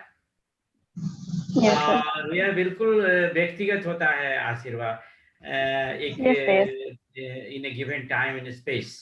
जब तुम किसी चीज को बारे में सोचती हो, कहानी लिखना क्या है, एक रिफ्लेक्शन है, तो वही आया। लेकिन मैं पिछले दिनों से ही तुम्हें मैं देख रहा हूँ, तुमने एक डिफरेंट इस चीज को देखने की कोशिश की है, and that gives me great hope कि हमें जब कभी भी करने का अवसर आएगा, जब मन करेगा, तो निश्चित रूप से तुम्हारे अंदर जो डाइवर्स सोच है, उसमें तुम्हें भी उस समय बहुत तकलीफ होगी इसमें से चुने की। तो लेकिन तुम्हारे पास डाइवर्सिटी है सोच की, पर्सपेक्टिव की, और वो हर व्यक्ति के पास होता है, उसी से वो गाइडेड होता है। आशीर्वाद। सर एक बात और, जैसे आपने शुरू में सूर्या सर ने पूछा था कि बच्चों तक पहुंचाने के टाइम पे, जब मैं चाहूंगी कि सारे बच्चे ये पढ़े बिल्कुल। पिछली बार भी हम लोगों ने प्रयोग के द्वारा भेजे गए 10 कहानियों के साथ एक्सपेरिमेंट किया था। तो जब हम लोग बच्चों तक ये कहानी पहुंचाए, तो मैं चाहूंगी कि इसमें थोड़ा बहुत पिक्चर्स भी हो, कलरफुल हो, ताकि वो उससे अट्रैक्ट हो, क्योंकि आप जानते हैं बच्चे ज्यादा पढ़ना नहीं चाहते हैं, और अगर वो विजुअल चीजें देखते हैं तो उस चीज से अट्रैक्ट होकर उससे शायद अटेंशन दे कि हाँ आगे क्या है, आगे क्या है। और पढ़ने के बाद फिर बच्चों को बहुत सारी चीजें सीखने को मिलेंगी। ऑफ कोर्स अपने ग्रैंड पेरेंट्स का इम्पोर्टेंस, अपने सारे बच्चे जो फ्रेंड्स होते हैं, जो हमारे घर में कजिन्स होते हैं, ये चीज मुझे बहुत ज्यादा अट्रैक्ट किया कि जब मुझे भी याद आने लगा कि जब हम लोग बच्चे थे तो हम अपने कजिन्स के साथ कैसे कैरम खेला करते थे, और ये सब चीजें जो मुझे सबसे ज्यादा अच्छा लगा है। बाकी चीजें तो ऑफ कोर्स बहुत अच्छे लगे, लेकिन ये सब जब बच्चे ये चीजें पढ़ेंगे तो मुझे लगता है कि अगर उसमें कुछ पिक्चर्स भी होंगे तो वो बहुत अट्रैक्ट करेगा उन्हें। मैं बोलना चाह रहा हूँ आशीर्वाद कि एक क्वेश्चन। हाँ प्रदीप, गुड इवनिंग सर। हाँ बीके मिश्रा बोल रहा हूँ मानव भारती फाउंडेशन स्कूल से आशीर्वाद। तो आशीर्वाद, ये ऑडियो आपको मिला है? हाँ सर, पढ़ा है मैंने, सुना है सर। ऑडियो नहीं, वो तो कंटेंट है। ऑडियो मिला है? ऑडियो मिला है आपको इसका? हाँ सर, पंचानंद सर ने जो, हाँ सर, हाँ ऑडियो। उस ऑडियो के अंदर हम लोग कुछ पिक्चराइजेशन कर दें, और जो बुक है वो सर ने कहा है तो उसको हम लोग इमीडिएटली कोशिश करते हैं कि उसमें इलस्ट्रेशन के साथ एक बुक प्रिंट हो जाए, जैसा कि सर ने कहा है। बिल्कुल, और आपका अच्छा आइडिया है, और हम ऐसा प्रयास करेंगे कि वो बन जाए, और दोनों ही बने। उसमें ऑडियो में जो है वो कुछ विजुअलाइजेशन आ जाए, और जो बुक है वो डिजिटल फॉर्म में ही, लेकिन उसमें कुछ पिक्चराइजेशन इलस्ट्रेशन आ जाए, और उसको प्रिंट भी हम लोग करा देंगे जी। बस थैंक यू। आप सभी लोगों को बता दें कि ये सुझाव बहुत आ रहे हैं, और आशीर्वाद आपके डायरेक्टर और आपके प्रिंसिपल दोनों इस बात को से सहमत हैं। आप कोशिश करो इसको लेकर। Okay sir. और आप सभी लोगों को बताएं कि जो सूर्या का जो पहला जो प्रश्न था सबसे पहले कि इसमें इलस्ट्रेशन क्यों नहीं हो, तो सूर्या खुद बहुत अच्छे कलाकार कहना क्या होगा हम नहीं जानते हैं। सूर्या बेहतरीन स्केच बनाते हैं, और राज आपको सूर्या से जुड़ना चाहिए। आप कल्पना नहीं कर सकते कि सूर्या कितना अच्छा स्केच बनाता है, और शायद इनका जो प्रेफरेंस है, वो जो सवाल का जो प्रेफरेंस था, वो शायद उनके जो अपने गुण हैं इससे भी गाइडेड हुआ होगा। लेकिन आशीर्वाद, मेरा रिक्वेस्ट है कि तुम कोशिश करो कि इस कहानी के लिए इलस्ट्रेशन क्या हो सकता है, सजाइए संवारिए। अब तो ये कहानी पब्लिक डोमेन में आ गई है, अब तो मेरा ही नहीं है सर। तो मैं थोड़ी बहुत जो पंचानंद सर का ऑडियो जो वीडियो आया है उसमें थोड़ा बहुत मैं एडिटिंग वगैरह पिक्चराइजेशन जो ट्राई करूंगी। बिल्कुल सर। अरे वाह। तो पंचानंद जी, आपकी स्वीकृति है आशीर्वाद को? नमस्कार, मैं सुन रहा था बहुत देर से। मेरी पूरी स्वीकृति है। बहुत धन्यवाद आपको कि आप उसको पिक्चराइज करना चाहिए, बनाना चाहिए उसको वीडियो। सर ऑडियो आपका ही रहेगा। वो हमारा नहीं, वो मानव भारती के लिए है, और सभी बिल्कुल सर, बिल्कुल सर। एक रिक्वेस्ट है, या मतलब मेरा जो एक अपना लर्निंग अभी तक जो भी मैं देख पाया हूँ, कई बार हम लोग को बच्चों को भी देकर के इलस्ट्रेशन करवा देना चाहिए, और बच्चे जितना अच्छा इलस्ट्रेशन कर देंगे, मुझे नहीं लगता है कि हम लोग जो हमारे पर्सपेक्टिव से आएगा, मल्टीपल बच्चों के पास जाएगा तो बहुत सारे पर्सपेक्टिव आते हैं। और मुझे लगता है कि उस तरीके से अगर वो बच्चे के ऊपर दे दें, हमारा पिछले साल का अनुभव, उसके पहले भी हम लोग बच्चों को हमेशा कुछ गाइडेड ड्राइंग बोलते हैं। तो गाइडेड ड्राइंग का एक तरीका होता है जिसमें हम केवल स्टोरीज के कुछ पार्ट को पढ़ते हैं, और उसके बाद बच्चे को बोलते हैं कल्पना करने के लिए, और वो बच्चा कल्पना इमेजिन करके बनाता है। तो कुछ ट्रिक्स हैं जो बच्चों के द्वारा भी किया जा सकता है। तो मुझे लगता है कि अगर हम लोग खुद तो करें ही, लेकिन बच्चों को ये दे दें, क्योंकि हमें पता है जिस उम्र के बच्चे हैं जिनको हमें ये देंगे, हम बहुत छोटे बच्चों को ये दे नहीं सकते हैं। ये लगभग 12 साल से 15 साल के बीच के बच्चों के लिए ये कहानी बैठेगा, या 10 से 12-13 साल तक के बच्चों के लिए। तो उस कंडीशन में अगर उनको ये कहानी देते हैं तो इम्पोर्टेंट है। दूसरा कि हमें उनको कंडीशन भी करना पड़ेगा, क्योंकि अभी समुदाय में या समाज में ये पूरा मुस्लिम कैरेक्टर्स को लेकर के ये स्टोरी है, और वो जो एक हेट्रेडनेस बना हुआ है वो है। तो जब तक हम बच्चों को कंडीशन नहीं करेंगे तब तक शायद वो एक्चुअली निकल करके नहीं आएगा। तीसरा एक और चीज जो मैं शेयर करना चाहता हूँ, ये अभी जस्ट 2 दिन पहले मुझे मेल मिला। कुछ ऑर्गेनाइजेशंस होते हैं जो करते हैं, जैसे कोलकाता बेस्ड एक ऑर्गेनाइजेशन है थिंक आर्ट्स, तो उन्होंने हमारे कम्युनिटी लाइब्रेरी के बच्चों को इन्वॉल्व किया था, जिसमें उन्होंने प्रॉम्प्ट्स दिया था सिंगल लाइन का कि ये सिचुएशन ऐसा होगा, और बच्चों ने उस पर स्टोरी लिखा था। और हमारे 2 बच्चों का सिलेक्शन, ये सरकारी स्कूल के बच्चे, गोपालगंज के बच्चे हैं जो गांव में रहने वाले हैं, ठेठ, इनको कोई एक्सपोजर नहीं है, और 2 बच्चों का के स्टोरी को स्विस आर्टिस्ट ने इलस्ट्रेट किया। मैं एक्चुअली स्क्रीन शेयर करता हूं, आपको लिंक मैं भेज दूंगा। तो ये screen share, just let me show you all this. ये एंटोनी डेप्रेज है, स्विस आर्टिस्ट है। सॉरी, अलाउ बटन दबाना है शायद, नहीं दुनिया के शहर वाले तो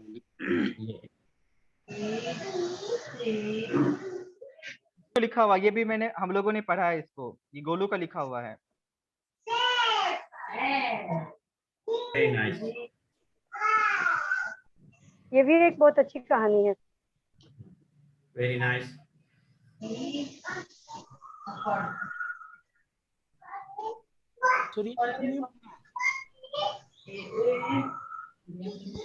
सूर्या सर म्यूट है। सूर्या अनम्यूट कीजिए। So sorry, I'm so sorry. I'm so sorry. So I just wanted to, sorry, मैं बहुत जल्दी से फिर से बोल देता हूँ कि कई बार जरूरत होता है कि हम बच्चों को भी दें, बच्चों से ही इलस्ट्रेशन करवाएं और उनको ड्राइंग के लिए दें। हम लोगों का अपना अनुभव जो था, अभी जो मैं आपको जो चित्र दिखा रहा था, वो गोलू, कुछ ऐसे बच्चों के साथ हम लोगों ने जो अपने सामुदायिक पुस्तकालय में काम कर रहे हैं, वहां पे हम लोगों ने केवल प्रॉम्प्ट्स दिया और उन बच्चों के स्टोरीज को सिलेक्ट किया गया और स्विस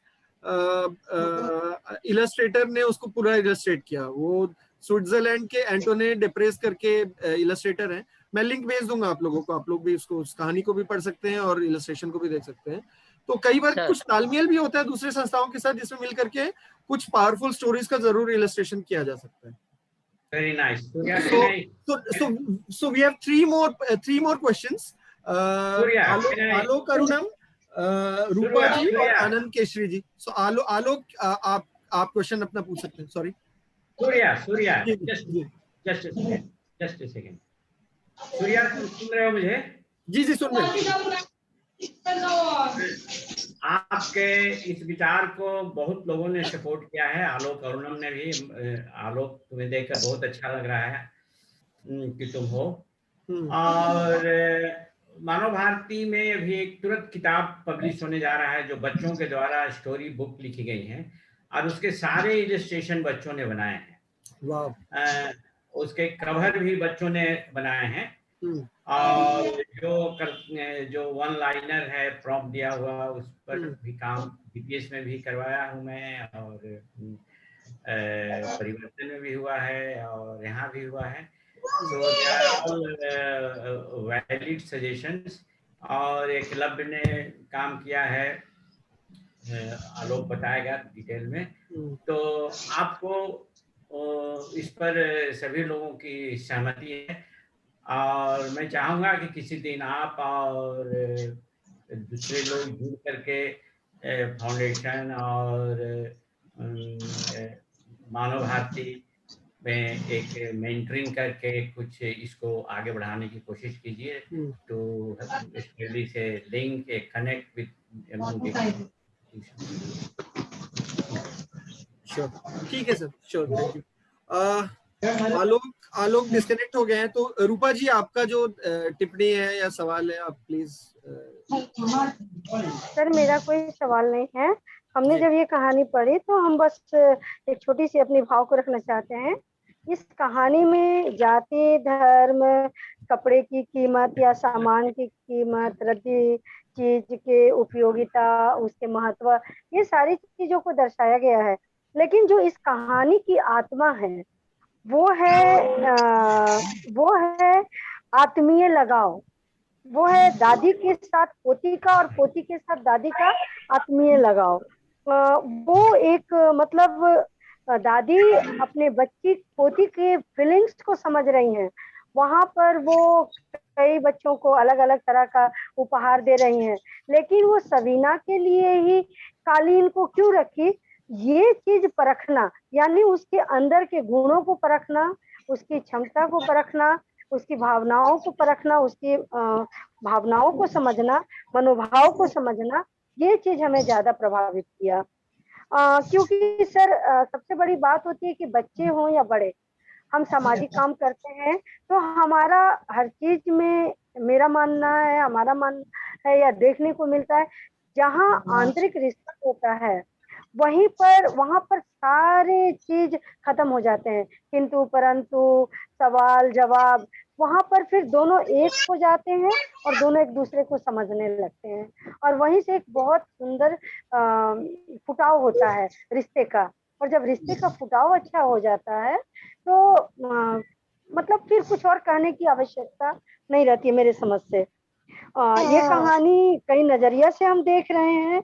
इसमें स्कूल का भी एक परिदृश्य आया है, जहाँ बच्चे के मतलब जो उनके अंदर की प्रतिभा है, जो उनके अंदर की भावना है, उसको नजरअंदाज किया जा रहा है, जिस पर हमारे कई साथी लोग अपने टिप्पणी दे चुके हैं, अपने भाव को रख चुके हैं।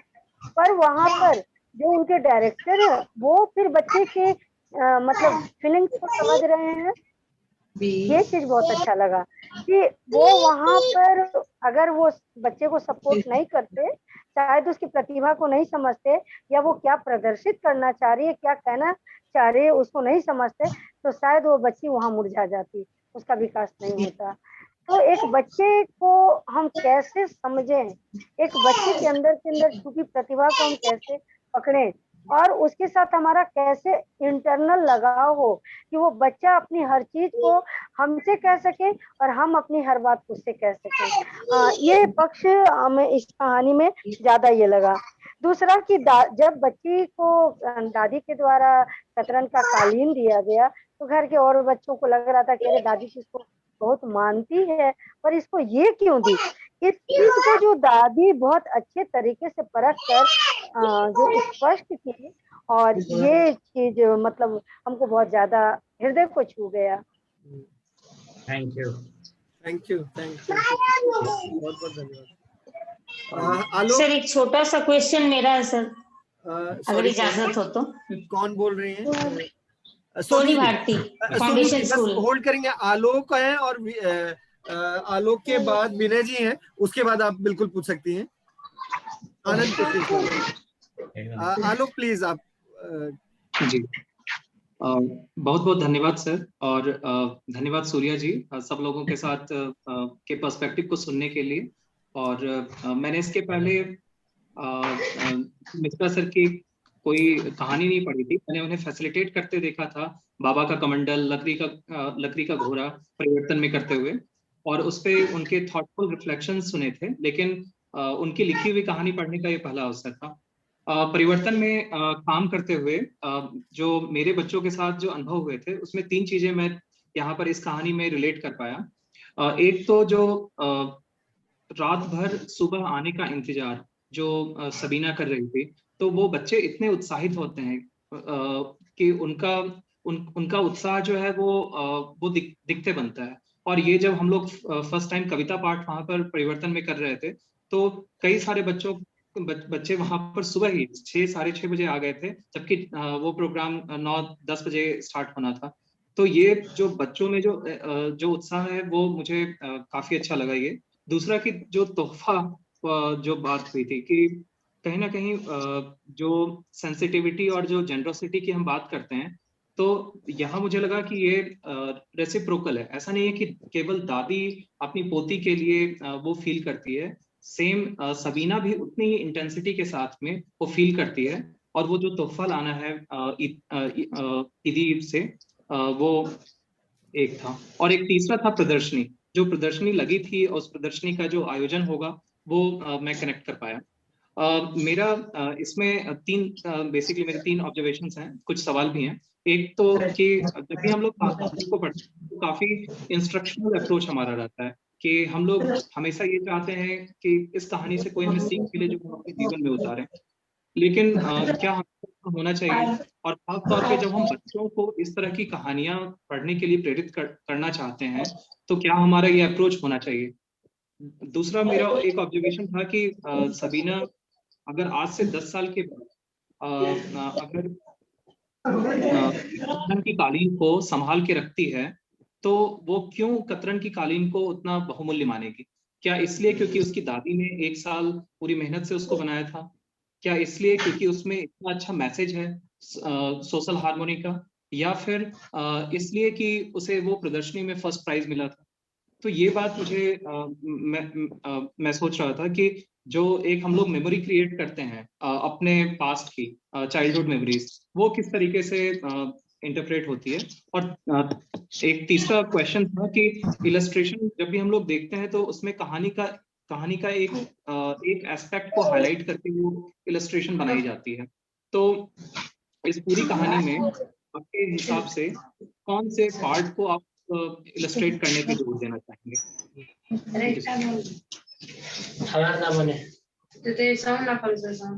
ये सवाल हमसे है आलोक? जी आप ही से। जी सर। सभी लोगों को हम इंट्रोड्यूस करना चाहते हैं कि आलोक हमारे बहुत पुराने साथी हैं, हम लोग एक साथ मिलकर काम किए। आलोक IIT से पढ़ाई लिखाई किए हैं, गांव में काम करते हैं, अभी बनारस में ही हो ना आलोक? तो जी काफी सुलझे और काफी गहरी सोच है इनकी, इनके प्रश्न से आप देख रहे होंगे। किसी कहानी से लोग एक खास लेसन कैरी करें, यह मैं नहीं मानता।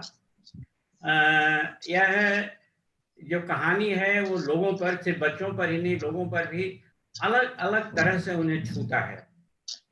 और लोगों को बिल्कुल स्वतंत्र होना चाहिए, और कहानी कभी भी इस बात के लिए प्रत्यक्ष या परोक्ष रूप से दबाव नहीं बनाए कि इसमें ये सीख है, इसमें राष्ट्रभक्ति का सीख है, इसे सबको मानना चाहिए। नहीं, कहानी में जो भी बातें कही जाती हैं वह एक व्यक्ति की सोच होती है। अब उस व्यक्ति की सोच को दूसरे कैसे लेते हैं यह उनको स्वतंत्र इस बात के लिए छोड़ दिया जाना चाहिए। सबीना क्यों रखी उसको? इसलिए कि उसकी दादी ने बनाया था, या उसमें एक अनेकता में एकता कहा गया, इसकी भी स्वतंत्रता सबीना को मिलनी चाहिए। और वो सोच सकती है कि क्या करें। That person should be free to choose, क्या करना चाहिए। और एक और क्या इलस्ट्रेशन। तो अब जिस कहानी में मल्टीपल डायमेंशंस हैं, और किसी भी कहानी में एक डायमेंशन होता नहीं है, बहुत सारे डायमेंशंस होते हैं। इसके दो सूरत में देख रहा हूँ। एक तो कि यदि मुझे कहा जाए तो मैं इस पुस्तक को मैं एक वर्कशॉप में रखूं और बहुत सारे लोग हों, और लोग एक सहभागी ढंग से उसके इलस्ट्रेशन को तय करें। दूसरा होता है कि जो लेखक है वो खुद तय करता है कि हम हमारे हिसाब से ये हो, लेकिन मैं हमारे हिसाब से हो इसका मैं पक्षधर नहीं हूँ। तुम्हें याद होगा लोग कि जब हम लोग एक एक्सरसाइज कर रहे थे कि एक सांप चला, एक गिद्ध चली, और सभी बच्चे ऊपर देख रहे थे। तुमने हाल फिलहाल में वो फोटो हमें शेयर किया, थैंक यू वेरी मच। तो उसमें सभी बच्चों को स्वतंत्रता थी कि वो जो बताए जो संकेत हैं उनको अपने हिसाब से इंटरप्रेट करें, अपने हिसाब से समझें, अपने हिसाब से उसको रिकैपिचुलेट करें। तो कहानी जो है, कोई भी कहानी, वह लोगों को स्वतंत्र छोड़ दे। यह एक कॉन्टेक्स्ट मात्र ये कहानी ऑफर कर रहा है, and let people be free to act the way they wish. तो सर मेरा भी यही मानना है कि जब हम किसी स्टोरी को, जनरली स्टोरी को ओपन एंडेड ही छोड़ देना चाहिए हमें, क्योंकि ये पाठक के अपने दृष्टिकोण पे निर्भर करता है कि वो उस कहानी से किस चीज को पिक करना चाहता है। मेरा परिदृश्य अलग हो सकता है, मेरा अपना अनुभव अलग हो सकता है, तो जो मैंने महसूस किया है, जो मेरा परिदृश्य रहा है, मैं उसके अकॉर्डिंग वहां से चीजें निकालूंगा। अगर आप व्यंग भी लिख रहे हैं तो व्यंग में भी कुछ लोग उसमें से कटाक्ष निकालेंगे, कुछ लोग उसमें से मैसेज निकालेंगे, कुछ लोग उसमें से परिहास निकालेंगे। तो जनरली जितनी भी कहानियां हैं वो मूल रूप से ओपन एंडेड ही होती हैं, लेकिन एक ऑब्जेक्टिव हर स्टोरी का जरूर होता है। जैसे आपकी स्टोरी का ऑब्जेक्टिव जो था वो सामाजिक सद्भाव था। हो सकता है मैं देखूं तो शबीना को देखूं दूसरे रूप में, या वंदना जी देखें तो वो किसी और रूप में देखें। जनरली एक कहानी पे बहुत सारे थॉट्स हो सकते हैं, लेकिन एक जनरल मैसेज भी होता है उसका।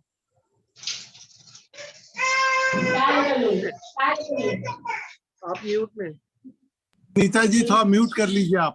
अनीता जी आप म्यूट कर लीजिए आपका आवाज। हाँ Surya, you can move ahead. ठीक है, नेक्स्ट। थैंक यू आलोक, बहुत बहुत इंपॉर्टेंट पर्सपेक्टिव और बहुत इंपॉर्टेंट क्वेश्चंस आपने रेज किए। और मतलब कहानी को इतना डीपली, मतलब जितने भी लोग, जितने भी क्वेश्चंस आ रहे हैं, हर मोड पे लग रहा है कि ये बहुत सारी चीजें हैं। I think I am really overwhelmed with the response and what everyone is asking. दो लोग अब बस बच रहे हैं, मुझे लगता है उसके बाद, क्योंकि अभी समय भी बहुत हो रहा है। आनंद केशरी जी अगर आप हैं तो आप सवाल या अपनी टिप्पणी रख सकते हैं। अगर आनंद जी नहीं है तो सोनी जी, आपने बोला था कि आपको कुछ। यस सर, नमस्कार सबको। मैं फाउंडेशन स्कूल बक्सर से हूँ सर।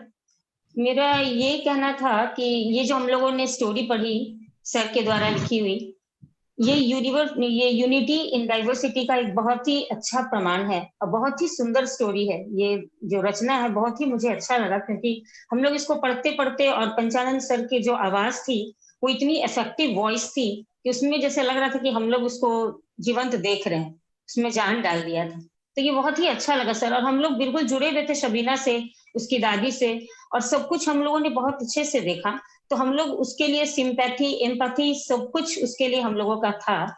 बट सर वो बहुत ज्यादा मैं नहीं बोलूंगी, लेकिन जब पहुंचते पहुंचते लास्ट में, जब एंड ऑफ द स्टोरी, जब हम लोग कंक्लूजन में पहुंचते हैं, तो वैसे भी ये मुझे लग रहा है कि सबसे लास्ट मेरा ही सवाल है, तो अंत में ये है। तो जब लास्ट में हम लोग पहुंचते हैं कंक्लूजन में, तो उसमें आपने इसका जिक्र किया है सर कि उसको प्रथम पुरस्कार मिला, और उसकी टीचर जो शिक्षिका थी वो उसको आउटडेटेड समझी, उसको हटा दी, और फिर उसको हैव पेशेंस कह के उसको थोड़ा सा डिमोरलाइज कर दी। तो सर ये मुझे लगता है कि लास्ट में अंतिम पंक्तियों में आप अगर ये लिखते सर कि, सॉरी सर अगर मुझे बोलने में थोड़ी सी हेजिटेशन हो रही है, कि आखिर मतलब क्यों उसको प्रथम पुरस्कार मिला, एक पंक्ति अगर उसमें होती तो और भी अच्छा लगता, क्योंकि वो तो हम लोग जुड़ चुके हैं ना उस स्टोरी से सर। लेकिन ये जो स्टोरी जो खत्म होती है, तो इसमें आखिर क्या उसका रीजन रहा होगा जिससे कि उसको फर्स्ट प्राइज मिली। तो ये क्योंकि आउटडेटेड और हैव पेशेंस करके इसका मतलब है कि कुछ ना कुछ इसमें उसको गलत लग रहा होगा, कहीं कि बहुत पुराना उसको लग रहा था, आउटडेटेड हो गया। तो सर एक पंक्ति और उसमें मिला दिया गया होता आपके द्वारा, तो वो और भी ज्यादा अच्छा होता, इफेक्टिव होता सर। इसीलिए वही मैं कहना चाह रही थी। उसके बारे में आपका क्या ख्याल है सर, आप बोलिए प्लीज। सर मुझे सॉरी, मुझे कोई जो सोनी जी ने प्रश्न किया, मैं उस पर बिल्कुल भी नहीं कर रहा हूँ, लेकिन मेरा एक रिक्वेस्ट है, I think, and this is to all of us, हम लोग जो भी अपना काम कर रहे हैं, बच्चों के लिए काम कर रहे हैं, there is no point of questioning. मतलब मैं मिश्रा सर से बहुत विद्रोह करता हूँ कि आपने ये क्यों बोल दिया, आपने वो क्यों बोल दिया, आपने ये क्यों लिख दिया। तो देयर इज नो पॉइंट, आपने इतना वैलिड पॉइंट उठाया, तो there is no need to feel sorry कि आप ये कर दिए होते शायद, आप ये सोच करके। I think we have to be very honest to each other. सब लोग एक दूसरे से बहुत ऑनेस्ट रहे। सर को भी जितना, इनफैक्ट जो लेखक है, अगर लेखक को क्रिटिक नहीं होगा अगर हम लोग सवाल नहीं करेंगे तो राइटिंग इंप्रूवमेंट कैसे होगा? हम लोग तो पब्लिकेशन हाउसेस को भेजने जा रहे हैं। मतलब it's not only about what sir was telling, या सर ने जो लिखा है, बट जो ऑलरेडी पब्लिश्ड बुक्स हैं हम उनकी भी क्रिटिक करते हैं और उनको भी लिखते हैं कि this is something which we do not believe that.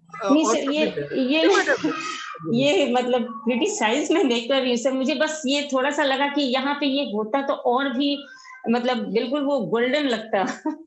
यही चीज मुझे लगता कि लेकिन सूर्या सर मैं ये कहना, लेकिन सूर्या सर ये कहना चाहेंगे शायद कहानी के एंड में ये चीज का जिक्र हल्का सा है कि क्यों है। ठीक है रूपा। नहीं, वो डिपेंड करता है, जो रीडर है, रीडर के अलग अलग पर्सपेक्टिव्स हैं। हर रीडर का, हम में से अभी 48 लोग हैं यहाँ पे, 48 लोगों के लिए अलग अलग पर्सपेक्टिव होगा, क्योंकि वो हमारा अंडरस्टैंडिंग जो reading is all about understanding. जी सर, हम लोग बिल्कुल उससे जुड़ चुके हैं ना। जी जी जी। तो हम अपने समझ से उसको पढ़ते हैं। जो मैंने पढ़ा शायद वो मेरा समझ अलग होगा, सोनी जी का अलग होगा, सर ने जो लिखा है सर का समझ कुछ अलग होगा। और हम लोगों का ये बुक डिस्कशन करने का यही मकसद है कि क्या जो ऑथर है उससे हम लोग थोड़ा टैली कर पा रहे हैं, या उन्होंने जो सोच के लिखा था। कई बार ऑथर सही नहीं भी होते हैं, ऐसा नहीं है कि हर ऑथर ने जो लिख दिया वो बिल्कुल सही लिख दिया और ये है। तो आई थिंक बुक डिस्कशन हमें वही इंकरेज करता है कि हम कैसे ऐसे लिटरेचर को क्रिटिक करें जो सही चीजें हैं बच्चों के पास पहुंचना चाहिए। सर टाइम भी खत्म हो रहा है और अभी 2 और लोगों का है, विकास जी का है और स्नेहा जी का हाथ उठ चुका है। तो it's all up to you, अगर आप सवाल लेना चाहते हैं तो हम कंटिन्यू कर सकते हैं, हमें कोई इशू नहीं है। Welcome. So Sneha, I think Vikas ji नहीं दिख रहे। स्नेहा आप सवाल कर सकती हैं सर। और मैं चाहूंगा कि जो अनुपम जो प्रयोग और मानव भारती के साथ जो कोऑर्डिनेट करते हैं, अगर वो यहाँ हैं तो वो भी कुछ अगर बात रखना चाहें तो रख सकते हैं। स्नेहा प्लीज। नमस्ते सर। नमस्ते सर, मैं पिछले एग्जीबिशन में मैं आपसे फर्स्ट टाइम मिली थी, क्लास 6 के साइंस एग्जीबिशन में, और तब से लेकर के अभी तक मैं बस एक बात नोटिस करते आ रही हूँ, वही बात मैंने आपकी कहानी में भी पढ़ी कि आप बहुत ही गूढ़ बातों को बहुत ही सरलता से समझा देते हैं। एक एक अच्छे से अच्छे पॉइंट को आप इतनी आसानी से बता देते हैं। तो सर, ये सरलता आप में कहाँ से आती है? ये हमें सीखना है, क्योंकि जनरली टीचर्स, जैसे अभी आपने टीचर्स के प्रोस्पेक्टिव को भी रखा, कुछ टीचर्स ने क्रिटिसाइज किया बच्ची को, उसके बाद भी बच्ची में साहस आया कि उसने अपनी प्रदर्शनी सभी के सामने दिखाई। तो अक्सर ऐसा होता है कि जब हम बच्चे को अप्रिशिएट नहीं करते तो कुछ बच्चे उन्हें देख करके और वो अपनी प्रतिभा को सामने आने से रोक लेते हैं कि पता नहीं टीचर क्या सोचेंगे इस बारे में। तो ये सरलता सभी शिक्षक में होना बहुत जरूरी है। तो सर, ये सरलता कैसे आएगी, खास करके 20 से 30 साल के एज के टीचर्स के बीच में? ये बहुत कठिन प्रश्न है स्नेहा। लेकिन जो मैं करता रहा हूँ, एक तो यह है कि चीज़ों को मैंने बहुत नज़दीक से, बहुत ही ऑब्जेक्टिवली, वस्तुनिष्ठ तरीके से देखने की कोशिश की है। मेरा सोशल साइंस का बैकग्राउंड है, मैं रिसर्च करता रहा हूँ। मुझे हमेशा इस बात से चिढ़ रही कि लोग एक यस नो क्वेश्चन बनाकर और स्टडी करते हैं और उस पर पूरे देश के लिए जनरलाइज कर देते हैं। मैं चीज़ों को देखना चाहता हूँ कि अगर उसने न कहा है तो क्यों न कहा है, यदि वो हाँ कहा है तो किस कंपल्सन में हाँ कहा है, क्या वह नेचुरल था। और मेरी एक किताब है द पावर ऑफ मार्जिनल्स, जो हिंदी में है कि हाशिए पर हलचल। कि जो मार्जिनल होता है उसका पावर क्या होता है और कैसे होता है, और वो पूरा मेरा एक्सपीरियंशियल है। पता नहीं हमारे कलीग यहाँ हैं अमित सरकार, जो मानव भारती में टीचर हैं, हम लोगों ने मार्जिनल को समझने के लिए 1 साल लगाया। और मैं आपको बता सकता हूँ कि सोशल साइंस में एक बहुत ही बेहतरीन व्याख्या करने वाले शिक्षक के रूप में अमित उभर रहे हैं। और तुम्हारे एज ब्रैकेट में हैं कि नहीं ये मैं नहीं जानता हूँ, कि वो 30 पार कर गए हैं कि 30 के पहले हैं, लेकिन अनुभव से बार बार अपने को एक्सपोज करके, बार बार अपने को एक उदार जो प्रवृत्ति है उसको दिखाते हुए कि चलो जिस तरह का भी प्रश्न है, जो भी प्रश्न है उसको समझने की कोशिश करें। तो जब देखो कि एग्जीबिशन में हम लोग थे तो बच्चों की जो उड़ान थी वो कैसे होती थी, वो शुरू करता था, अंत होते होते वो कहाँ पहुंचता था, कैसे पहुंचता था। और उसे मैं बार बार, हम प्रदीप को बता रहे थे कि उनकी उड़ान को मैं देख रहा था, उनके विचारों की उड़ान को मैं देख रहा था, और उस उड़ान की दिशा देने का काम शिक्षकों का है। उस जितने बार उनके पर फड़फड़ा रहे हैं उतने बार उनको एक बहुत ही एक ऐसी दृष्टि से उनको गति और दिशा के बारे में बताने की जरूरत है, समझाने की जरूरत है, जो उन्हें ग्राह्य हो। और ये करते करते आपको हो जाएगा तैयार। आपको इसलिए रहना पड़ेगा कि आपके बच्चे आपसे कुछ भी सवाल पूछ सकते हैं।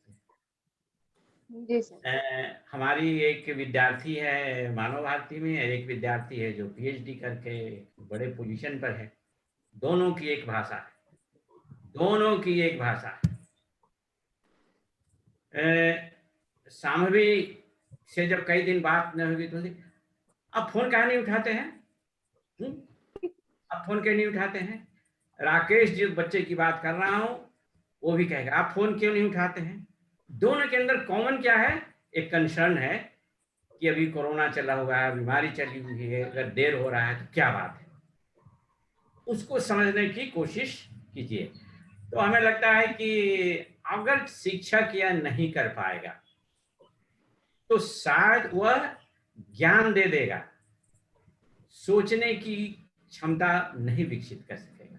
जैसा रवि को आप लोगों ने सुना, ये जो कहानी है, यह कहानी एक आपको कॉन्टेक्स्ट देता है, यह अपने को उसके इर्द गिर्द घुमाकर समझने का और व्यक्त करने का अवसर देता है।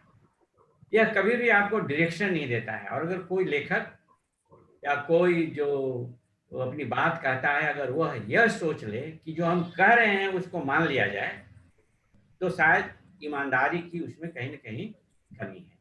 लेकिन मैं तो भले ही तुमसे नहीं मिला हूँ, लेकिन मेरी जो विजिट जो फाउंडेशंस दोनों खगोल और बक्सर की है और जो मानव भारती है, मुझे ऐसा लग रहा है कि ओवर पीरियड ऑफ टाइम, पिछले 2-2.5 वर्षों में मैं देख रहा हूँ कि जो सोच है वो बड़ी सही दिशा में जा रही है। सही मैं कहने का हकदार नहीं हूँ, लेकिन मुझे लगता है कि वो जो पंख फड़फड़ाने की गति कैसे हो, दिशा कैसा हो, वो आप सभी बखूबी दे रहे हैं। हमारे मानव भारती में बच्चे अभी पढ़ रहे हैं, पढ़ा रहे हैं। विकास ने कई अवसर पर बच्चों से मेरी बात कराई है। जो बच्चे बिल्कुल निराश हो गए थे, वो कैसे, तुम लोग सब जानती हो गई क्योंकि तुम उसी स्कूल की हो। तो हमें लगता है मैंने भी रिसेंटली ज्वाइन किया था, 2 साल हो गए, ये मेरा तो, दूसरा साल चल रहा है। हाँ, तो महसूस जरूर करोगी कि शिक्षक। सर मैं फील कर रही हूँ कि मैं इतने अच्छे प्लेटफॉर्म पे आई हूँ, तो मेरे लिए बहुत सी ऐसी नई चीजें हैं जो सीखने को मिल रही है। और ये फाउंडेशन स्कूल, ये उड़ान सिर्फ बच्चों को नहीं, टीचर्स को भी देता है, खास करके मेरे जैसे न्यू टीचर्स को, कि वो अपने आइडियाज को एक्सप्लोर कर सके और बच्चों के सामने प्रेजेंट कर सके। देखिए, और स्कूल इसमें जो फ्रीडम दे रहा है, जो प्रदीप हैं, जो कोई गांठ बांध कर नहीं चले हैं कि यही है, he evolves and this is what makes me very satisfied कि और आज जो ये जो कहानी का में इतने लोगों का शामिल होना, इतने लोगों को अवसर सुनने का होना, ये सब एक स्कूल की, एक संस्था की अपनी संस्कृति होती है। मैं आपको बता दूं कि जो प्रदीप के यहाँ, ये सॉरी सूर्या के यहाँ जो लोग हैं, सूर्या वहीं सोते हैं जहां इनके दूसरे स्टाफ गोपालगंज में सोते हैं, और कोई बहुत बड़े बंगले में इनका ऑफिस नहीं है, 2-2.5 कमरा है, मेरी समझ में आता है। और इनके यहाँ सभी लोग कुछ न कुछ बताते हैं।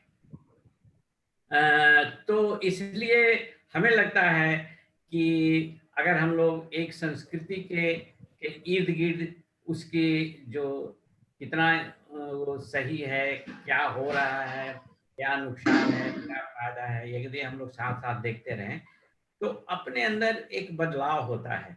अब वो बदलाव सही है कि नहीं है, वो समय के साथ आपको दिखता है। थैंक यू सर, आपने बड़ी सरलता से ये बात भी समझा दी। Thank you so much. Thank you. तो अभी लास्ट एक अंतिम देवानंद जी है। देवानंद जी, आपका अगर कोई ऑब्जर्वेशन है स्टोरी को लेके या कोई सवाल है तो प्लीज। जी, मैं देवानंद कुमार, हिंदी शिक्षक, मानव भारती की ओर से आप सभी को शुभ संध्या करता हूँ, प्रणाम करता हूँ। सर से मेरा एक प्रश्न है। मैं पहले समालोचना की बात करता हूँ। कहानी का मैं प्रशंसक हूँ और कहानी बहुत ही प्यारी है और बहुत ही प्यारी संदेश देती। लेकिन मेरा प्रश्न है कि कतरन का कालीन शीर्षक क्यों रखा गया, जबकि कालीन पुल्लिंग शब्द है। तो कतरन की कालीन की जगह अगर कतरन का कालीन किया जाता तो क्या बेहतर नहीं होता?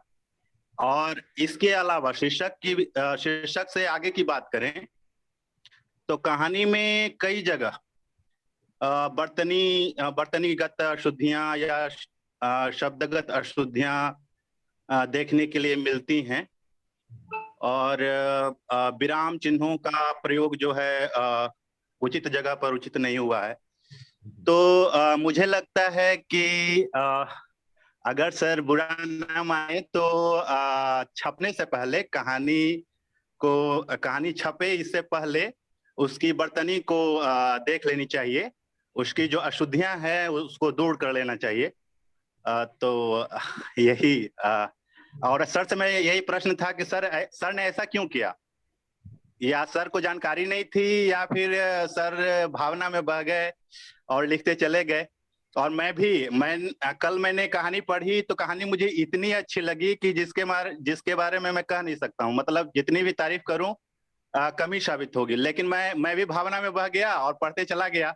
कहानी में प्रवाह है, धारा प्रवाह पाठक पढ़ता चला जाता है। लेकिन जब एक शिक्षक के नाते और हिंदी शिक्षक के नाते मेरी नजर भाषा पर गई और शुद्धता पर गई तो मैं सोच में पड़ गया कि लेखक महोदय से तो इस पर प्रश्न बनता ही है।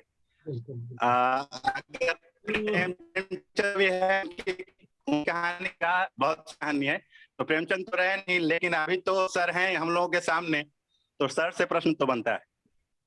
तो देवानंद जी, जिन भावनाओं के आप शिकार हुए मैं भी उसी का शिकार हुआ और मुझे बहुत खुशी है कि हम लोग दो एक ही चीज से सफर करने वाले व्यक्ति हैं। आपके मदद मुझे मिल रही है, थैंक यू वेरी मच। और आप इसको अभी से ही उसकी एडिटिंग कर दीजिए। मैं हिंदी का व्यक्ति हूँ नहीं और मेरे जीवन में बहुत भटकाव हुआ है। मैं नेपाली में लिखता रहा, मैं बांग्ला में लिखता पढ़ता रहा, हिंदी है, भोजपुरी है, तो मेरी भाषा थोड़ी संक्रमित हो गई है। तो मेरा है कि हम और आप दोनों एक ही नाव पर हैं। आप भावनाओं में बह गए, मैं भी भावनाओं में बह गया। एक ही चीज के शिकार हैं, एक ही कुटेव के शिकार हम लोग दोनों हैं। तो चलिए हम लोग दोनों हाथ मिलाते हैं और आप इसको कल मुझे इसको एडिट करके और आप कर लीजिए, पंचानन जी को दीजिए, बीना को दीजिए। मैं पहले इसे इन लोगों को ही देता हूँ, लेकिन आज ईद था इसलिए यह जल्दी में निकल गया। अभी भी कतरन का कालीन होगा कि कतरन की कालीन, मैं व्यक्तिगत रूप से मैं अनजान हूँ इस बात से।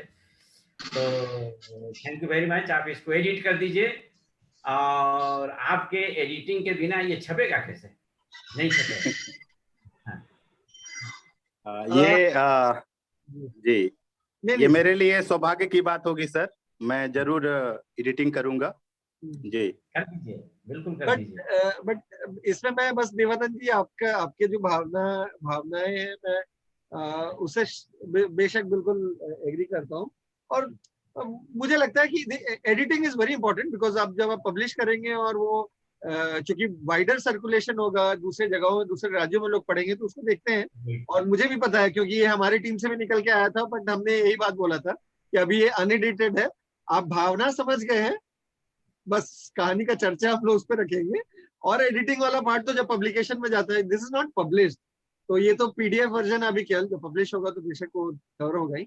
बट ये जो आपने बात बोली ना, वो बहुत इंपॉर्टेंट है कि आप भावनाओं इस कहानी में जितने अलग अलग भावनाएं हैं सबको आप समझें, वो बहुत इंपॉर्टेंट है। कई सारे बच्चे होते हैं जो भाषा को पढ़ नहीं पाते हैं, और शायद इलस्ट्रेशन का वही रोल होता है। कई बच्चे जो होते हैं ना, जो लिटरेसी का चैलेंज जिनको होता है, जिनके साथ जो हम लोग भी काम कर रहे हैं, और उनके लिए वर्डलेस पिक्चर बुक्स ही होते हैं जिसमें केवल इलस्ट्रेशंस होते हैं, उसी में वो अपना कहानी बना लेते हैं, मौखिक ओरल स्टोरीज बोल देते हैं।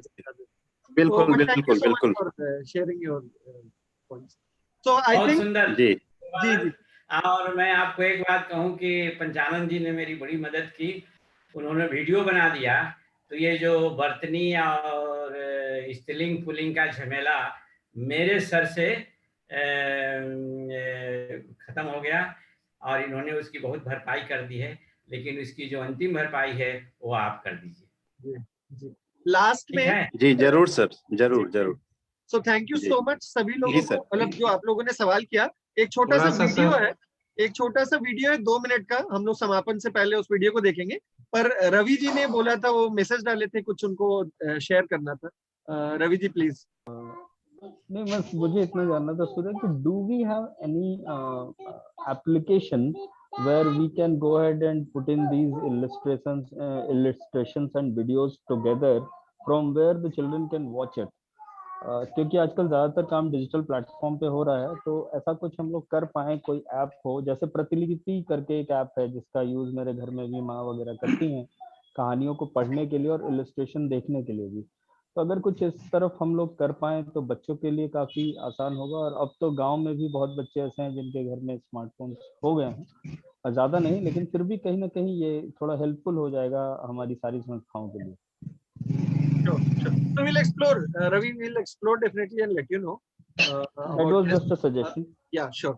Sorry, विकास जी ने भी कई बार मैं एक्चुअली मिस कर गया था। विकास जी आप प्लीज अगर आप कुछ ऐड करना। Thank you sir, thank you. हाँ, पंचानन सर को सुन लेते हैं। जी। नहीं, आप कर लीजिए sir, please. Thank you sir. पहले तो सर बहुत बधाई पंचानन सर आपको, आपकी आवाज में जिस तरीके से कहानी सुनने को मिली है, मजा आ गया बिल्कुल। और पढ़ने से भी ज्यादा आनंद एक तरीके से, जब हम लोग पढ़ रहे थे तब तो एक एक्साइटमेंट था, और काफी एंजॉय किए, काफी इमोशंस जो है वो उसका फ्लो शुरू हो चुका था। लेकिन जब आपकी कहानी हम लोग को सुनने को मिली, इनफैक्ट थोड़ा लेट हो गया था, मैंने आज मॉर्निंग में आपकी कहानी सुनी, तो इस तरीके से बिना रुके हुए कहानी की ऑडियो बनाना बहुत आसान नहीं लगता है, बहुत ही प्रभावशाली, बहुत उचित सम्मान दिया गया है कहानी को। मैं आभार व्यक्त करना चाहूंगा इस परिचर्चा में आए हुए तमाम लोगों का।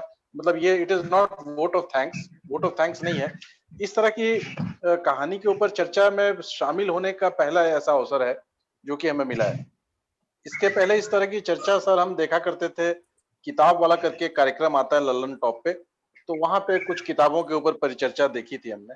सूर्या सर, आलोक सर ने जिस तरह के सवाल उठाए हैं, जितना थॉटफुल होके आपने उठाया, इनफैक्ट सूर्या सर जो आपने सवाल उठाया था बच्चों, मतलब जो चचेरे भाई बहन आपस में है और उनका जो संबंध दादी के साथ है, इसके ऊपर जो आपने सवाल उठाया था वो काफी हमें अच्छा लगा। वो सवाल हम भी उठाना चाहते थे, लेकिन चूंकि आपने उठाया और बहुत अच्छे तरीके से सर ने उसको एड्रेस किया, तो उसमें जाना नहीं चाहेंगे, लेकिन आपको कांग्रेचुलेट जरूर करना चाहेंगे कि आपने इस तरीके का सवाल उठाया। आलोक सर ने भी बहुत ही लॉजिकल तरीके से क्वेश्चन उठाया और उतना ही खूबसूरती से सर ने जवाब दिया कि कहानी बेसिकली सबकी अलग अलग पर्सपेक्टिव होती है और कौन इसको कैसे लेते हैं। इसके अलावा अभिमन्यु सर, वंदना मैम, मुनि मैम, आलोक सर, सब लोगों ने बढ़िया, और राजवंधर सर के द्वारा जिस तरीके से रिश्तों पे बात की गई है, इसने मुझे बहुत बहुत प्रभावित किया। मैं कोई नई बात नहीं करूंगा, इनफैक्ट मैं आप लोगों को कोट करके फिर अपनी बात पे आऊंगा। अब इसमें इलस्ट्रेशन की बात की गई है। सर, एक जिक्र करना चाहूंगा। क्या था ना, कुछ समय पहले मानव भारती में एक कार्यक्रम किया गया, गपशप। इस कार्यक्रम का डॉक्यूमेंटेशन भी किया गया, हमें काफी अच्छा लगा। हम लोगों ने इसके ऊपर एक डॉक्यूमेंट्री बनाई थी जो 2 भाग में आई थी, उसको यूट्यूब पे हम लोगों ने जारी भी किया था। मेरा आपसे ये रिक्वेस्ट भी है, अनुरोध भी है, और मुझे पूरा उम्मीद है कि इसको करेंगे। हालांकि ये बड़ी स्टोरी है, काफी अच्छी स्क्रिप्ट है। ये कहानी पढ़ते हुए बिल्कुल प्रेमचंद की ईदगाह याद आने लगी थी, और जिस तरीके से पात्रों का चित्रण और जिस तरीके से ये इमोशंस को और समाज के ताने बाने को बुना गया है। बहुत सारे जो हमारे रीडर्स हैं उन्होंने क्वेश्चंस, कई तरह के क्वेश्चंस पूछे। मेरा भी अपना एक थॉट है जो मैं शेयर करना चाहूंगा। देखिए, एक अच्छा राइटर वो होता है जो समाज का सही चित्रण पाठक के समक्ष प्रस्तुत करे। और यहाँ पे जो हम लोगों ने देखा, बिल्कुल सही चित्रण प्रस्तुत किया गया। समाज आदर्शवाद में तो चलता नहीं है, तो समाज में तमाम तरह की समस्याएं हैं, उनका बहुत ही सटीक चित्रण किया गया है कहानी में। हल्का टच करते हुए संवेदनाओं को उकेरा गया है, और पाठक फिर उन संवेदनाओं के साथ लेखक ने उनको छोड़ दिया है। तो ऐसा ही लघु कथाओं में होता भी है। तो बहुत सारे पर्सपेक्टिव इसके परिप्रेक्ष्य निकल के सामने आए हैं। तो ये पढ़ने से मुझे बिल्कुल प्रेमचंद की कहानियों की याद आई, और बहुत समय के बाद ओरिजिनलिटी में अच्छी कहानी पढ़ने को मिली। वैसे हम लोगों को हिंदी में राइटर्स मतलब आधुनिक काल में कम ही मिलता है। तो सर की अनुमति से और आप सबके समर्थन से हम लोग बक्सर में, भारती मैम आई थी, भारती मैम ने उसमें एक्ट किया है। तो इसके ऊपर डेफिनेटली हमारी कोशिश होगी कि एक वीडियो डॉक्यूमेंट्री छोटी फिल्म के रूप में हम लोग भी बनाएं। कैसे बनेगी, इसमें हमारे सभी सदस्य साथी में हैं, उनको बताना होगा। हमारी डेफिनेटली ये प्रेरणा इस परिचर्चा से आ रही है। अभी मैं जी हूँ भारती मैम, तो आपने तो गपशप में हिस्सा भी लिया था, तो इसके ऊपर निश्चित तौर पे हमें स्थितियां सामान्य होने पे काम करना चाहिए। मेरा बस इतना, मेरा कोई प्रश्न नहीं है, सारे प्रश्नों पे चर्चा हो चुकी है, और मैं जिस तरीके से राजेश्वर सर ने प्रश्नों के उत्तर दिए हैं वो हम सबके लिए सीखने का विषय हो सकता है। Thank you. Thank you. Thank you. Thank you. Panchanan sir, आप सर यस सर, थोड़ी सी बात मुझे करनी है कहानी के बारे में। समय इतना कम था कि इसका एडिटिंग नहीं हो पाया। हम लोगों का विचार था कि ईद के समय ये लोगों के बीच चल जाए, कतरन की कालीन या कतरन का कालीन जो भी हो, ईद के समय चल जाए। और दूसरा प्रयास ये था कि ये वीडियो बन जाए, तो इसलिए हम लोगों ने उसमें उसका प्रयासरत रहे उस संदर्भ में। और दूसरी बात मुझे ये करनी है कि ये कहानी का मुझे एक टर्निंग पॉइंट लगा। जैसे पंच परमेश्वर मैंने पढ़ा था, तो उसमें था एक लाइन जहां से कहानी दूसरी दिशा ले लेती है। बिगाड़ के डर से ईमान की बात नहीं कहोगे, ये एक लाइन है उसमें, ये कोटेड लाइन है। तो वहां से कहानी जो अलगू चौधरी और जुम्मन शेख थे, उसमें कहानी में परिवर्तन आ जाता है। पहले तो थे कि हम इसके विपक्ष में ही फैसला देंगे, ये हमारे बहुत खिलाफ रहा है, लेकिन जब पंच की कुर्सी पर बैठते हैं वो, तो वो कहानी न्याय की बात करती है। यहाँ पे the really don't have the idea, ये मुझे बहुत बड़ा पॉइंट लगा, टर्निंग पॉइंट लगा। यहाँ दे है, शी उसके बारे में नहीं कहा जा रहा है, सबीना के बारे में। दे ये समाज के एक वर्ग को अलग करके जा रहा है। ये मुझे लगा एक बहुत बड़ा पॉइंट जिसको मैं शेयर करना चाहता था, कि यहीं से कहानी थोड़ा दूसरी ओर मुड़ जाता है।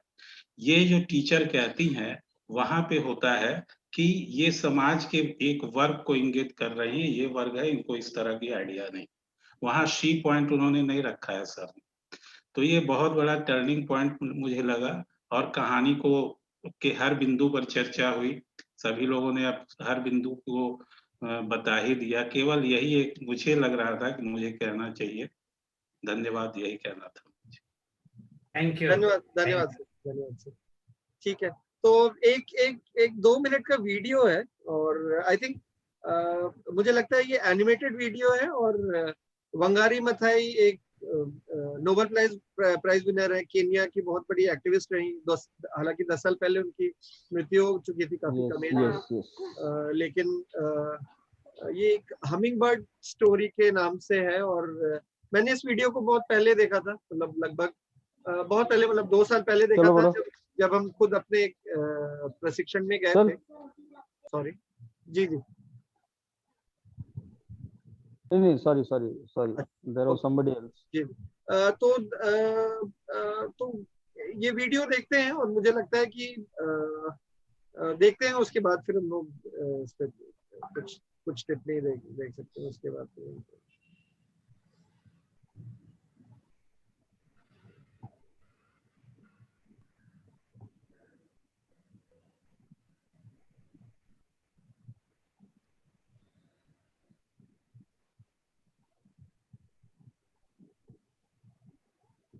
स्क्रीन सभी को दिख रहा है? हाँ।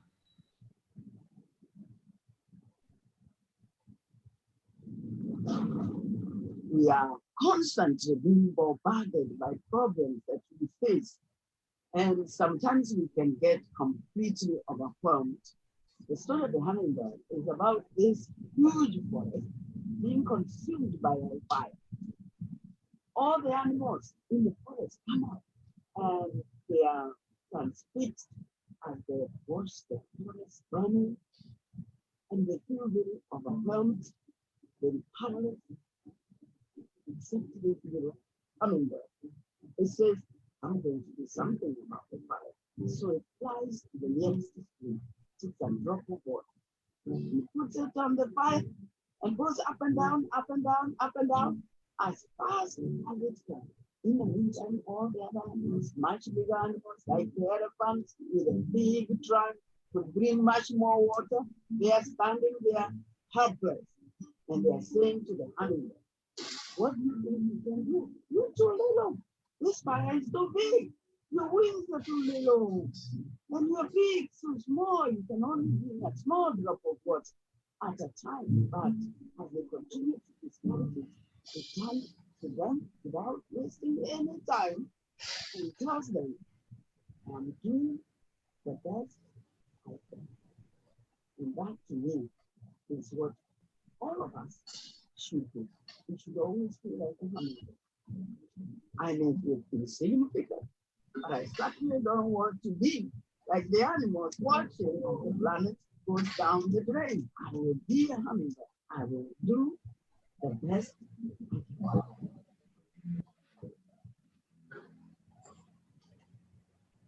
Very nice.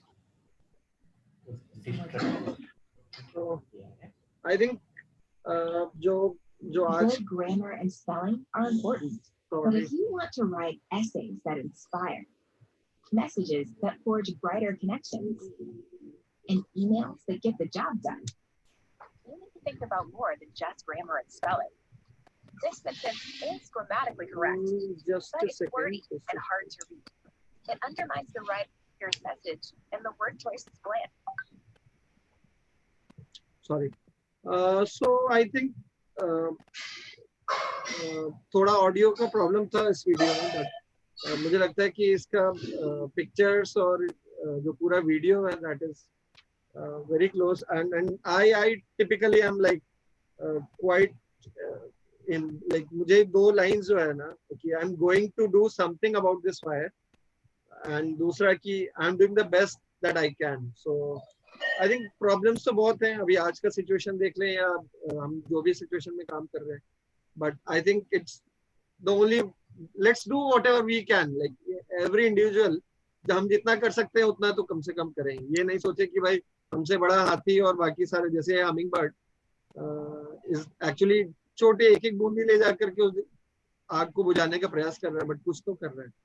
तो I think that is important. And so with these words I would like to thank everyone. We'll send you एक feedback form होगा जो Google form के रूप में हम लिंक शेयर कर देंगे और आप सभी को मिल जाएगा, जो भी रिस्पेक्टिव कॉन्टैक्ट पर्सन है मैं उनको शेयर कर दूंगा।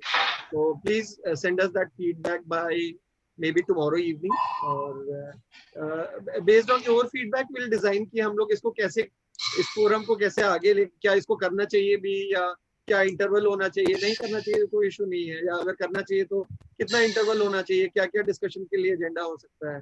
So everything we'll try to incorporate in that feedback form and also keep an open section जहाँ पे आप और भी कुछ अगर अपना लिखना चाहते हैं तो लिख सकते हैं। So that is the basic idea कि कैसे हम इस प्लेटफॉर्म को आगे बढ़ा सकते हैं। And so otherwise it was so overwhelming for me to be a part of this discussion. Typically like even I was expecting कि हम 15-16 लोगों के साथ ही डिस्कशन करने, चर्चा करने वाले हैं, और जब अचानक से लोग आना शुरू हुए तो मुझे लगा कि ये अब क्या करेंगे, लेकिन anyways like it was very very encouraging for me and for all my team members as well. So thank you so much। आप सभी लोगों ने जो अपने थॉट्स को शेयर किया सर के साथ, और सर का खास करके और धन्यवाद देना चाहेंगे। सर ने अपना समय और अपने थॉट प्रोसेसेस को भी बहुत इलैबोरेट किया और बहुत अच्छे से। तो हमारे तरफ से आप सभी को बहुत बहुत धन्यवाद। अपना ख्याल रखिए, स्वस्थ रहिए, और यही कामना है सभी के लिए। थैंक यू सभी को प्रणाम। थैंक यू सबको नमस्कार सर। नमस्कार। Thank you everyone. Thank you everyone. Thank you धन्यवाद sir. Thank you sir. Thank you sir.